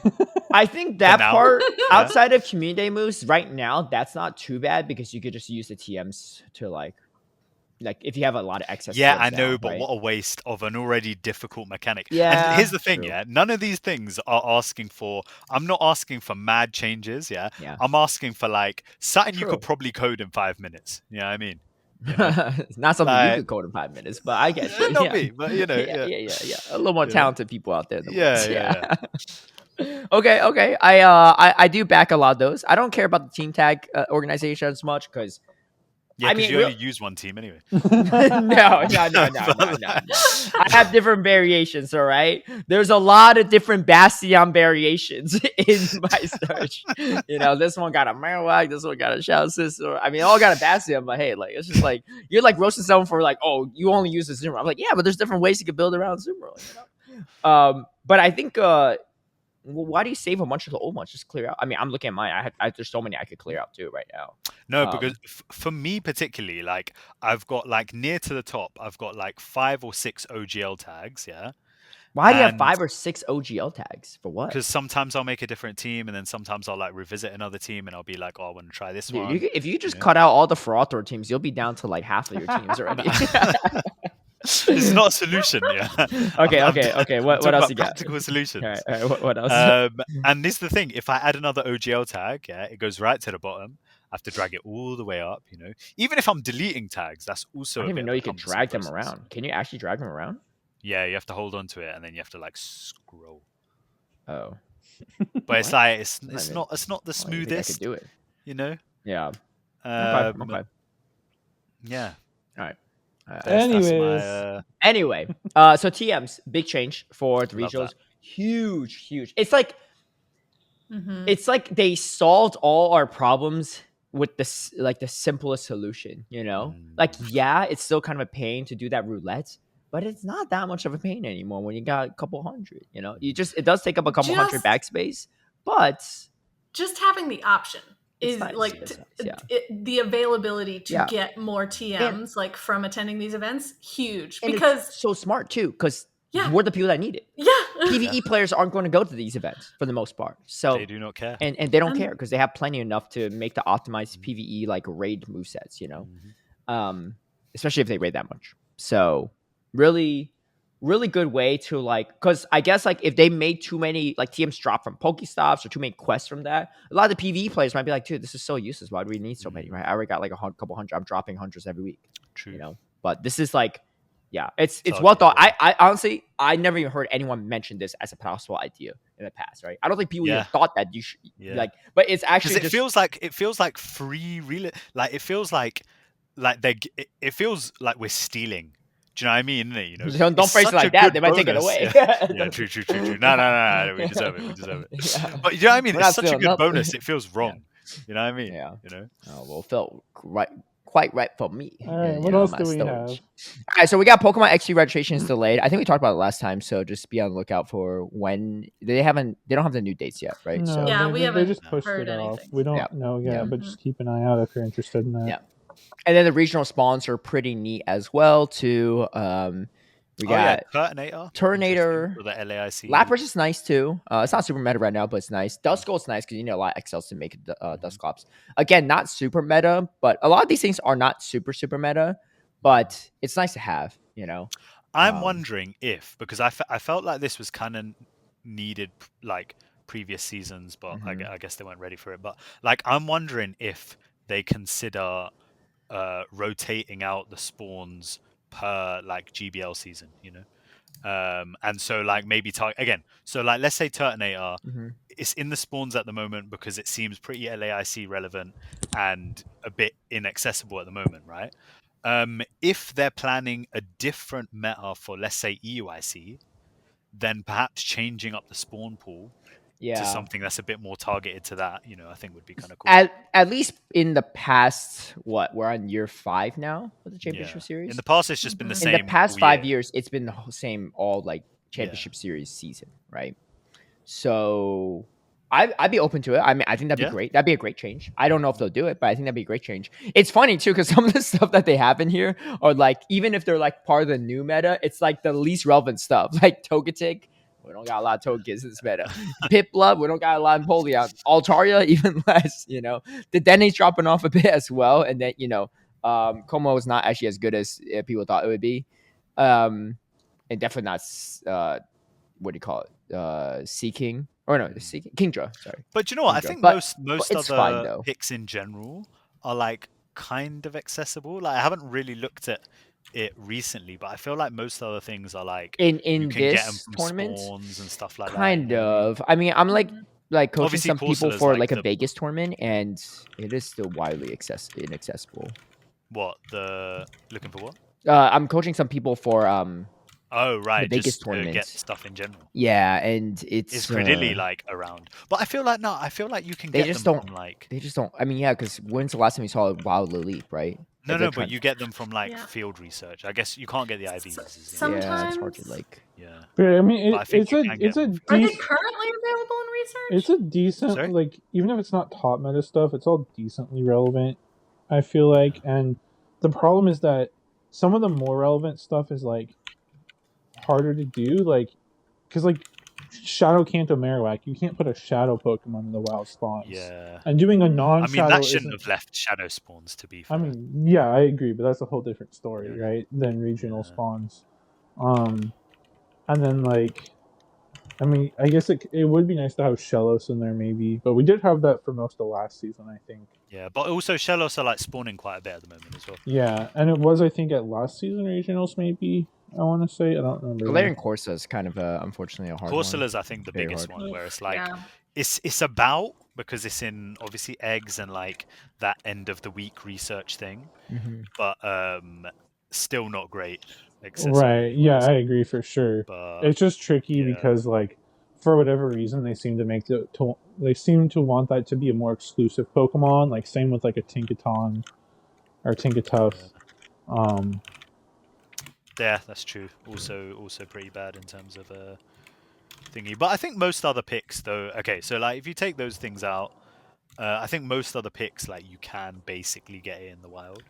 Right, or like obviously it's dropped off a little bit, but like for example, a Azumarill, like I think Marill was a spawn at regionals in past seasons too. So like they probably wanted to like mix it up a little bit as well. So it's a combo of like things being in the wild or had maybe previously been regional spawns. So like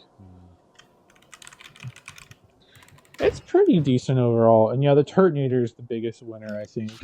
Like obviously for the LAIC meta, but also because it just hasn't been available in the wild period. Yeah. True. So it's nice just in general to get PvP IVs for Great League and to be able to catch more to get XLs for Ultra League. Yeah.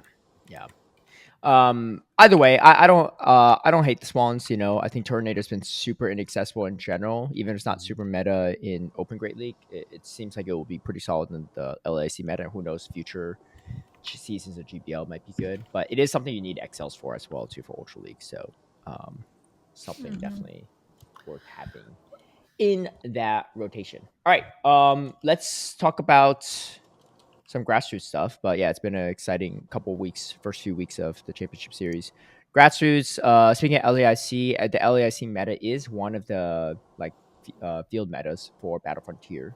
So good way to get. I like that change too from them. It's a good way to practice a meta for like the championship series while still doing Grassroots at the same time. Battle Frontier does start on October 6th. So it's definitely in line with how they made the Open Great League almost, exactly like the championship series. Yeah. They want people to see this as an opportunity to like practice and experience, some of these Pokemon rather than just having it be entirely separated, which I think is a good sign for kind of the growth of the Battle Frontier in general.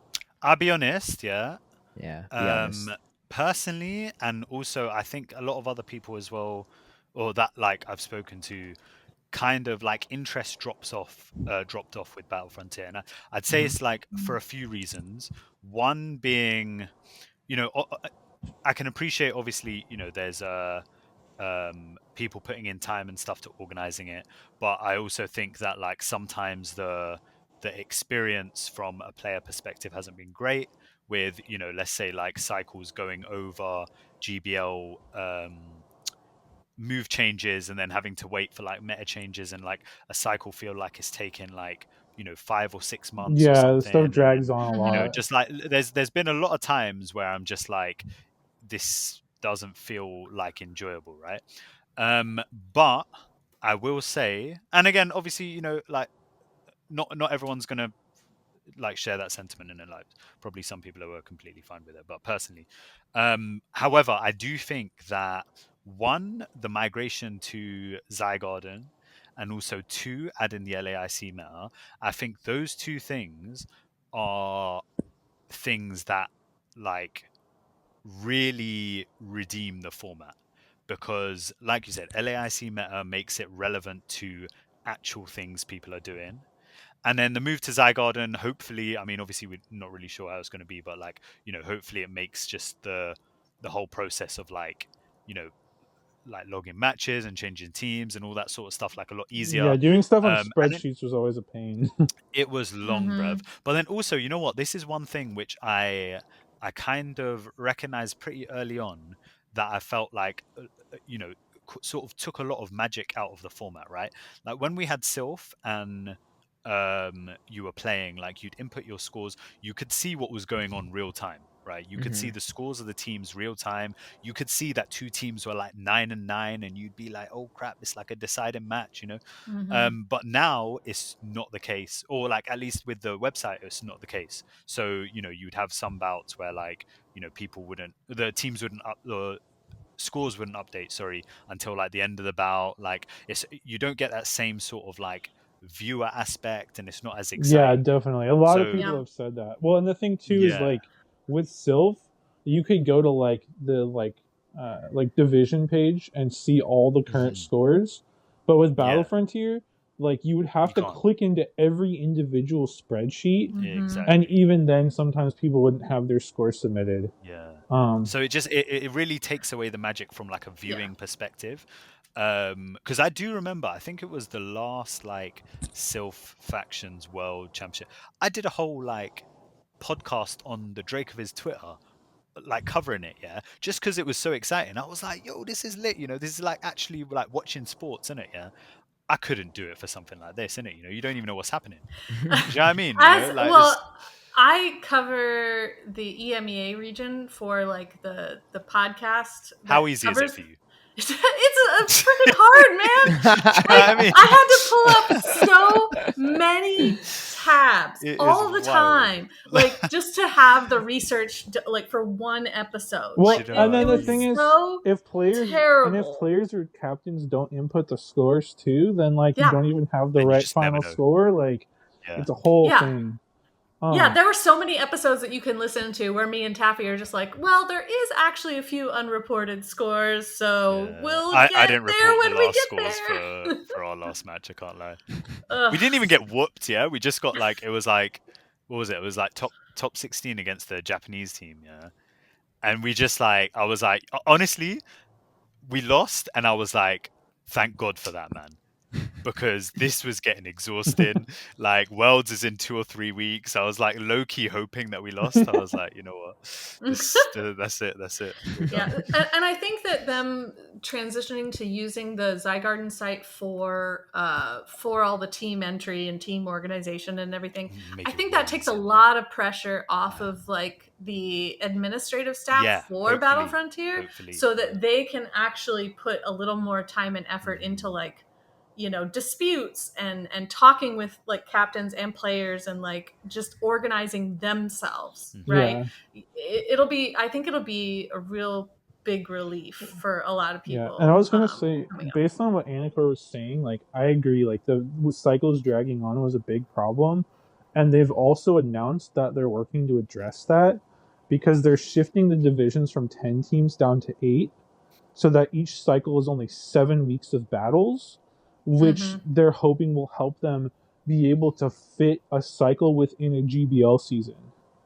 Yeah, and that also again makes it like kind of nicer for players, where it's like, you know, if you've got like play Pokemon commitments and stuff like that, obviously 7 weeks is just a bit more palatable. Right. Well, 9 was just sort of a slog. Like the last couple weeks, it just feels like it's so long. So cutting it down to 7 is a little shorter. I'm a big fan of that too, because like sometimes the cycles just seemed too long, and like it's hard to be motivated for a full 9 weeks, which drags on to who knows how many weeks, because there's, you know, 2 weeks taken off to readjust the meta because of overlapping with a GBL season, and then you have another week off because the game state is bad, and the next thing you know, the cycle is taking like 15 weeks or something.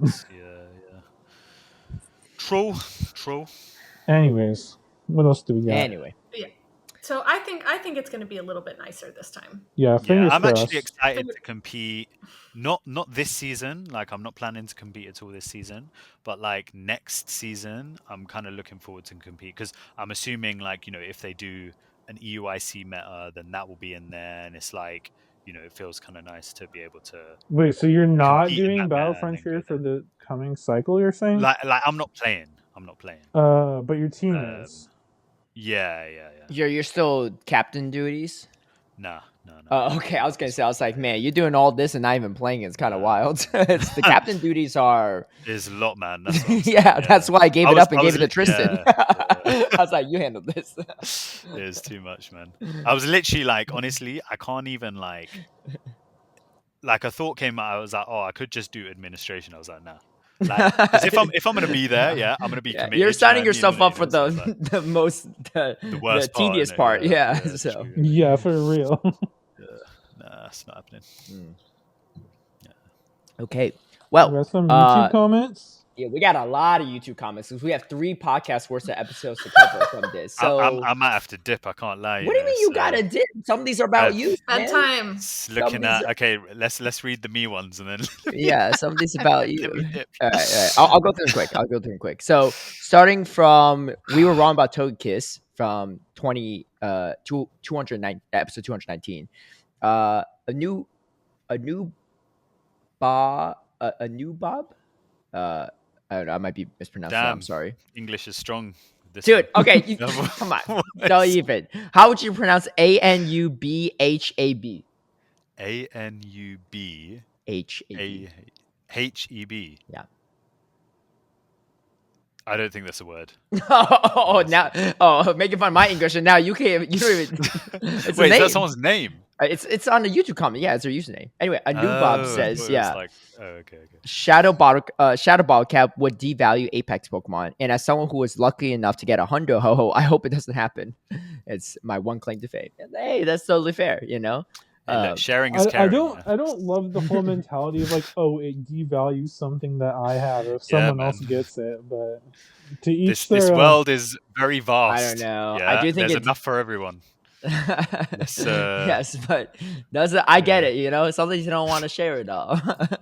For me, I didn't necessarily want to share my Bassi strats for Pittsburgh, but and you did a good deed by doing well, Steiner still took it. Caleb, you were the second best Bastiodon user in the tournament. That's true. That's true. My 12th place will tide me over for a little bit. But Z's Wireless just overtook you for most second place finishes. That's true. He did. Yeah, he has it. Well, I had like a multi-way tie with him. I think Hard Jeff, Tomahawk, and Arrow, and Ruix Master. Arrow? I thought he's only been in one final. No, he's been in 3 as well. He was in Fort Wayne 2023. He was in San Antonio 2024, and he was in Knoxville. Or was it Knoxville? No, it wasn't Knoxville. Louisville. This guy has 4 pages of Dracoviz. Just trust me. The Iron Trap is good on this one. I know my second place finishers. I think PvP David might be close. He might also have 3. He has at least 2 from just last season alone, which is kind of nuts. But it might be only 2. But yeah, Zwise had 3 as well. But he at least has like a championship under his belt too. Unlike most of the other second place finishers besides Hard Jeffe don't have any first place. Yeah, David. It's just David, Hard Jeffe. Yeah, but does David actually have 3? Oh, maybe not. Yeah, he had 2. Yeah, I think he had 2. It's hard to keep track these days because there's a lot more higher performing players than also, is it Hard Jeff or Hard Jeffe, or how do you say his name? Because literally every caster said it different, and it was killing me. It's not Hard Jeffe. It's not Hard Jeff. It's like Hard Jeffe. There's like an accent. So basically, the way that like Brazilian Portuguese in a lot of regions is spoken, there's like a. It's almost like you can't stop on like a hard sound, but they tend to not stop on a hard sound and sort of like smooth it out. So where it would be like, in English, it would be pronounced Harjef. That's like too sharp of a stop. So it'd be like Harjefe, It's actually not even Harjefe, actually, because I just put it into Google Translate in Portuguese. She says it. Let me just play it real quick. Put in Brazilian Portuguese. Harjefe. Yeah. That's how she says it. So it's like it like softens the end of. So a lot of words will be like that, right? A lot of words will be like that, where they'll just like it won't end on something like hard like that. I think the thing that confuses me the most is actually not even the ending. That makes sense to me, but like how it starts. Because also in Portuguese, R is pronounced H. Okay.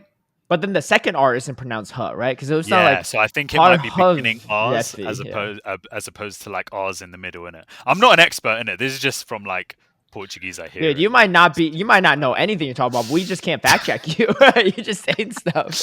That bro on it again. Trust me, bro. A new Bob says also in the next comment, I think the Mega Evolve thing works because when you search Mega Evolve in the box primos show up too. But I'm trying to level up, and I did a Shadow Tier 3 raid, and it didn't count for beat a level 3 raid with 1100 Pokemon. Interesting. There's something bugged with Shadow raids, at least right now, because I'm still sitting on a research task for the Dondozo. That's like win 3 1-star raids, and I did a 1-star Shadow raid and didn't count for that either. Count. Yeah, they must have it coded weird.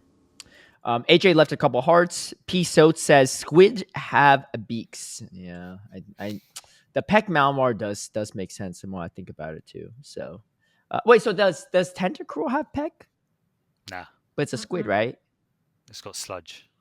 Not sludge. I mean, I got it. I mean, maybe it doesn't have it in Go, but I don't know. I haven't checked the main series game. But is Tentacruel a bird? What is that? Anyway, let's move on. Angels of Palo says, first few days of the GBL season have felt like Battle Birds may have been a better name, but I like the way the floor has been raised. Hopefully a few of the players that only hop in for the early ranks will stick around now that their favorites have more play. That's true. Mm-hmm. I did get cooked by a couple of Firo.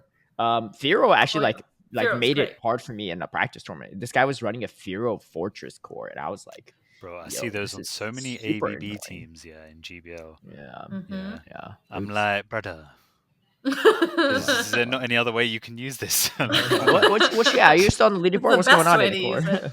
How's the GBL days? I feel like you were locked in before Frankfurt, and now you're just like back to the old self, you know? Yeah, I dropped off it. I'm only drinking half a cup of mushroom coffee these days. I didn't. Ian Danger says, "Welcome in from Manchester, UK. Feels like events and updates in the game are slowly changing for the better. Would still like to see mass gift and send and open and mass delete postcards. Listener since episode 1, but a lot of chat since then. So did you ever discuss why not have an option to toggle on or for all avatars to appear on the map, similar to the party option? Would be interested to see other players are around and active, not just in raid lobby or campfire. Hope you don't mind some feedback. Love the multi-host format, but please, can anything be done about Tristan's audio? What specifically? Is he too quiet? Because I could, if it's a volume, I could adjust.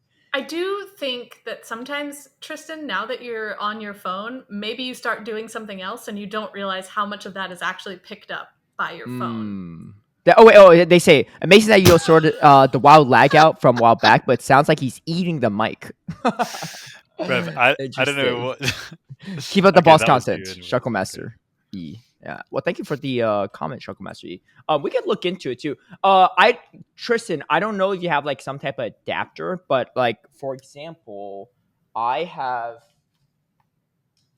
like a USB to USB-C adapter that I'm holding up to camera right now. But essentially it allows me to plug like my high quality mic into my phone too, if I ever need it for that.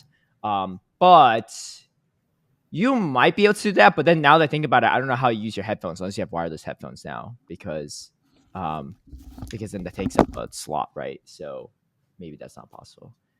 But wait, is Tristan? Oh wait, Tristan's muted right now, so he might be gone. Anyway, okay. Well, no, I'm here. I'm here. Oh, okay. Okay. Yeah, I mean, I'd be curious for them to like. Was that a 1 episode thing, or has it been like every episode since then? Mm-hmm. I think, well, they've been a listener since episode 1, so maybe. So here's the thing, right? There are many levels to this, because after we record, I adjust the volume levels, and sometimes it's on me because I adjusted too much, and they like certain hosts like peak a little bit. Like last episode with Beelzebub, I apologize. So essentially what happened is Kaz couldn't hear Beelzebub anymore. Mm-hmm. I could still hear her. You all could still hear her. But there was a lot of typing sounds because she was essentially typing out questions for me to ask.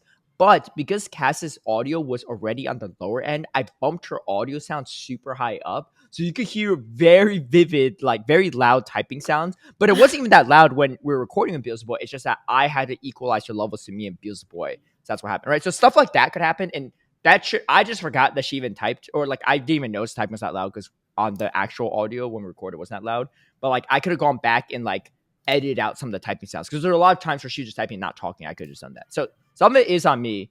But I think it is tough too, right? Because even if you have adapter for your mic, Tristan, I don't know how you hear us without playing the volume on speaker, which I'm sure that would just get picked up from the mic too. So yeah. Anyway, I don't know. Yeah. It's something to think about, but we'll see.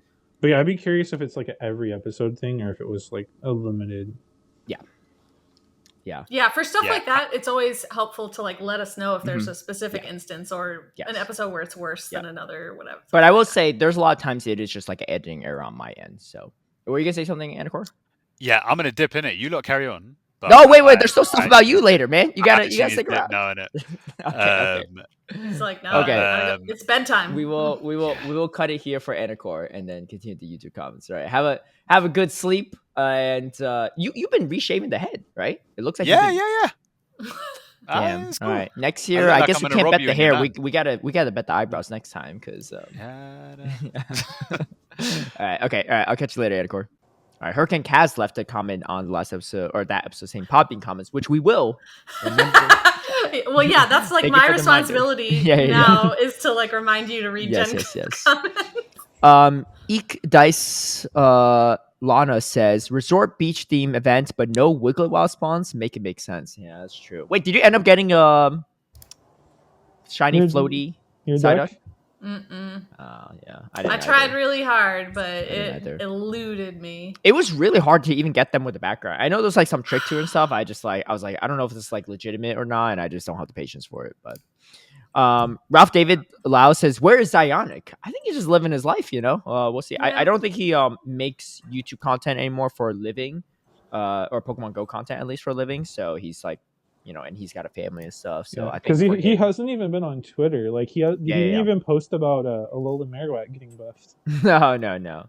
Yeah, I think it's just he's kind of mostly retired from this part of his life, which, you know what, I think hope he's doing what makes him happy. And I think last time I talked to him, he was doing quite well. So yeah, I know he was trying to make a comeback and stuff. Someone actually asked me about this in my live stream yesterday too. I was like, where's he at? Because I thought he was trying to make a comeback with a different type of content, but I think it just, it's still a lot of work to do it that way. Yeah, I think that what I probably imagine is that he wants to do like more focused, like longer content.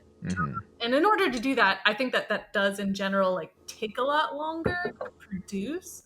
But you also have to kind of wait for the right moment, like the right story as well. So, Yeah. Yeah, we wish him the best though. Maybe we'll catch him on a episode 300 episode. So hey, in about 78 weeks. Yeah, you'll see Zionic here. He'll be back. Yeah. Infamous Smash says, I think it would be a win-win if the cheaters had a cheater avatar locked avatar, shadow banned from even seeing another shiny. You can trade, but will never get lucky Pokemon. And in GPL, you only get 2 Pokemon on your team. This would be way more fun and shame for everyone, and we don't have to see the stats stories. My account got banned for nothing in every Pokemon Go app Twitter post. That's actually kind of funny, because imagine like they got like this like shadow ban thing, and you face them, and they all have 2 Pokeballs. Like when you face them in GPL. Honestly, I would be. There's for so that. many fun ways. Let them spend money in the game. Let them catch stuff and not get any of the fun stuff. You know what? Hey, I don't think Scopely would go for it, but I do support that Infamous match. No, and then if they get like double banned, they only get 1 Pokeball in GPL. And then eventually they get the three strikes, and they just show up empty screen. You get the instant win. You just see them throw a Pokeball in, nothing comes out, and then it just fades to black, and you get the you win screen. Infamous Match also says, "Oh, and check Gen comments." Yo, see, this is what I love. Even our audience knows to alert to Gen comments. So let's get to it because I only have a couple minutes left too. Will Hud says, and I actually talked to Will Hud about this at the Pittsburgh Regional because I chatted with him a little bit, but I'll read it here and answer for the audience as well. He said, when Anicor brought up Power Rangers, Caleb said he thought Anicor was a man of culture, but sounded disappointed when he didn't have a favorite season. Caleb, what is your favorite season Power Rangers? And also Super Sentai, if you have seen the source material as well. So I haven't seen Super Sentai, and I talked a lot of this with Will, but I'll share my thoughts on this for the podcast. But my favorite did you watch Power Rangers? Either of you, Tristan or Kaz? I only watched like when it was in America. Yeah. Like the American ones. No, I didn't see it. Okay. And only the first generation, like the original ones. From okay. America. So you probably haven't seen this one. Yeah, I really haven't kept. I even dressed up for like Red Ranger a lot, and like maybe even the White Ranger in some of the Halloween costumes as a kid. But my favorite all time is the Lost in Space one. It was like pretty dark, but having rewatched it as adults on Netflix, dude, it was like I was like, oh, these big bad like villains in the universe. It opens up, they look like a bunch of Muppets, right? or people wearing costumes, and they're like dancing around and doing really campy songs around a dining table floating in space. I was like, these were the big bad villains I was scared of as a kid. Like, what?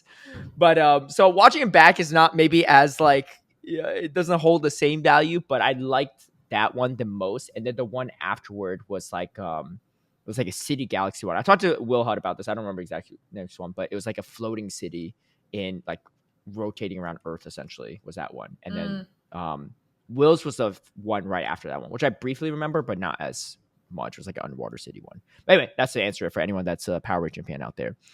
Professor Panda Bear says there's a difference between raid days and raid weekends. Raid days typically have 5 passes and a ticket for 8 additional passes. Raid weekends almost never have tickets, or is that so maybe almost, right? Is what Professor Panda Bear is saying. I'm actually glad I listened to this episode before Groudon Raid Weekend, because I wouldn't have even looked for the ticket had you not mentioned it.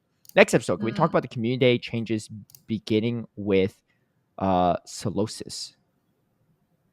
Wait, what happened with Solosis again? It was announced as the October community day. Yeah, but they're changing incense or lures or something. We can talk about it when we actually cover that. Yeah, we'll talk about. I think we'll talk about the next episode. Yeah, because it's not coming up soon. So, but yeah, we'll talk about the next episode for sure. Yeah. Well, thank you for the heads up there. That's actually that does bring some clarity to it too. I didn't even think about it like that, but you're right. Artemis Dragon says, "I'm sorry, but anyone concerned about there being a feature that shows you whether or not a move is super effective or not, very effective, isn't paying attention. PvP needs numbers, and we need someone with influence outside the PvP, like Wolfie, who doesn't play, to make it happen. As things are now, we're never going to get there when people with this weird elitist mindset look at every little thing as a negative thing because they feel like it makes the game easier." I agree with that, right? Because I think back when PvP first started, even the charging energy bars, once you hit the max amount of energy needed for a specific move, it didn't count anything past it, right? But now you can see like how close you're to doubling up on Aqua Tail or Blast Burn, stuff like that. And yeah, sure. Does that reduce, like, does that make the game easier? Sure. But like, I don't think it changes the skill set that much, you know? Like who cares if you have to memorize some random arbitrary energy that you can't keep track of, right? Like, I don't know. I agree with that. This is why all the top influencers like Trainer Tips, Zoe 2 Dots, and podcasters do not push PP anymore, which in my opinion should have been a huge red flag for Niantic in 2020. Stop listening to the minority with bad takes and big megaphones on Lame Duck Twitter, who cause stagnation and start talking more chances for maturity and find joy using Murkrow and Lapras outside their shiny decks. Because if you make PP fun and engaging, then more will play religiously. Positivity breeds progress. Peace. Yep, I co-sign with that. I do think those are good takes. And then our last 3 comments from our most recent episode. AJ left us a bunch of hearts. PPC says, "I can't believe that name is a Shark Boy and Lava Girl reference. I love that movie." Steve would. Steve absolutely would. Steve absolutely would. And then the last comment is from Jason. "Great video. Would have loved to know what's his plans for the future, if he plans on starting a YouTube channel, well-deserved champion title. Beals the candy." And also, timestamp might be nice for these longer style videos. Yeah, I could probably try to do that too. It's just hard because we're like talking about Beals the whole time. So it's like, oh, okay, do we talk about his early days? I'll try to like mark it, right? In the past, it's not like broken up as much. Yeah, I haven't clear cut, but yeah, I haven't done it in past episodes, but I do think I could. It'll take a little bit more work, but I don't mind because those interview episodes are like not that much editing anyway, so I could spend some more time doing that stuff. So thank you for the feedback, Jason, and it was great to have the world champion on the podcast. Yeah, that was a fun listen for sure. Yeah, definitely. That's going to do it for us. Any final words from you two? Are we skipping Jen? Comments. Oh, Jen, you're right. Caleb, two reminders was clearly not enough.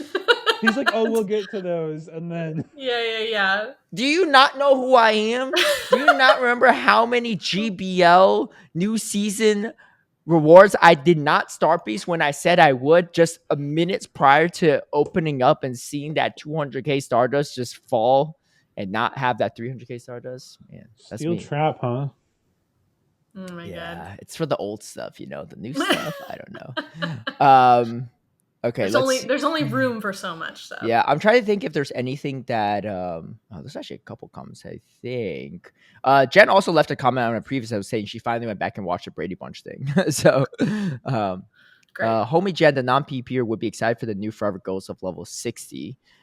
She also says, "Love Pokéstops as Giovanni Reels." What does that mean? You can kind of translate that one for me. Oh, it's a content creator that does reels on like, I think it's on both Instagram and like obviously Facebook since they're tied together. But it's just this guy who like dresses up like Giovanni, and it's him having, experiences trying to steal Pokemon from 10-year-olds. Him dealing with his incompetent staff. Like, they're so good. That's pretty funny. All right. And then Jedal says, "Looks like the troll is back on the menu, cats," in response to Squirrel Trapper's comment. That's right. Hey, I got my Squirrel Trapper shirt, so we good. Jen also says, "All thanks for the birthday wishes." And also says new art idea: Jaws poster with Psyduck in a swing ring and Mega Sharpedo. Oh, she actually sent me this, and she said I wasn't allowed to share it until you read that comment. Yeah, right. So let me see if I can find it. Did she draw that? Because that's pretty funny. Oh, yeah, you gotta watch the YouTube version for this. Wait, that's pretty good. That's pretty amazing. And Caleb, I literally showed her that thumbnail that I did for you. I think it was like a few days before this of the Jaws ripoff. For Master League. I'll share it with you in the chat. That way you can like put it in the video. Okay, sounds good. And then Jen says rename the podcast Battle Birds. Yeah. And then Jen also says showing type effectiveness very annoying. I think showing Pokemon typing at all is annoying. You should know your typings in quotes. Dude, for me that says it's distracting too. It's the font's so small as well. I don't even get it. Like why people are like I barely even notice it sometimes. Jen also says just not a needed upgrade. Folks can learn typing after their attacks hits and is or is not very effective. Yeah. I think that the super because you do get that notification before this update was instituted, you would get if it's effective over the opposing Pokemon. It would say super effective or not very effective, but sometimes you don't even see that because of the way timing works in and sometimes it's wrong too. I remember when there was Metagross bug for a while where it showed the opposite. I was like, how is this a not very effective Aura Wheel? This is one shot me, and I realized it was showing the opposite message. I think for a while, but. I was like, oh, that's it. It'll also show up on Pokemon, even if they switch immediately, it'll show up on the next Pokemon to come in, even though that Pokemon is not affected. So I think having it permanently at the bottom there is actually pretty useful. Well, the thing too I've noticed is it's not even, I don't think it's even permanently at the bottom anymore. It only shows the effectiveness if you have enough energy for that charge move, I'm pretty sure. Which honestly I sort of feel like it should show the effectiveness always, because if it's trying to be helpful so people know what's good, it would be helpful to know between your moves which has better effectiveness. Right. Yeah, I thought it only showed up I thought it was there permanently, but I thought it was how charged moves are sort of dimmer, and then when they're fully charged they highlight. I thought that the text was also kind of like that it was dimmer but highlighted when you had enough energy. I don't know, maybe they changed it, but I feel the last couple of days when I've been battling, I feel like it hasn't shown the effectiveness until I have enough energy for the move. It's one of those things where when it first got instituted, I noticed it all the time, but now that it's been there long enough, I'm like, oh, yeah, it's just normal. I don't even notice it. It doesn't register anymore. Yeah. And the last comment is, you got Bulbasaur? I got Bulbasaur. Ask Kaz, she knows. It's true. Bulbasaur is her favorite Pokemon. Oh, okay. And I also got her a Bulbasaur tee from NAIC. Oh, nice. Yeah. All right. Well, that's going to do it for all of our comments. So thanks, Jen, and for the popping comments and everyone that left other comments. We were a little bit behind because of how our schedule worked out for these last few, but we're all caught up now on the comments. So yeah, we will see you all in the next episode. There's no tournaments this weekend, right? There's no tournaments until Milwaukee, which is 3 weeks from now. Oh, that's pretty wild. Okay, so back-to-back NA tournaments. We'll see. It's kind of funky because I was talking to some people that are going to Milwaukee, and I was thinking oh, we'll probably have a European or Latin tournament after Pittsburgh to see how the meta develops before Milwaukee, but literally it's Pittsburgh and then just practice tournaments that'll affect what Milwaukee looks like. Which normally I feel we don't have that big of a gap between tournaments like that. Interesting. Okay. Well, that'll be neat. And then I assume there's tournaments the week after Milwaukee too, right? Yes. 1 sec, let me look. Yeah. It's not that big a deal either way, but we need the calendar. Yeah. I will actually be in China for 10 days, so we may have to pre-record something. Okay, so Milwaukee's the same weekend as Belo Horizonte in Brazil. And then I think there's a week off, and then it's Lille the next week, followed by Gdansk and Brisbane the next week. Okay. and then a week off, and then Vegas and Buenos Aires. I gotcha. All right. Well, we'll figure that out. But anyway, thanks all for tuning in, and we'll catch you all in the next episode. Peace out. See ya.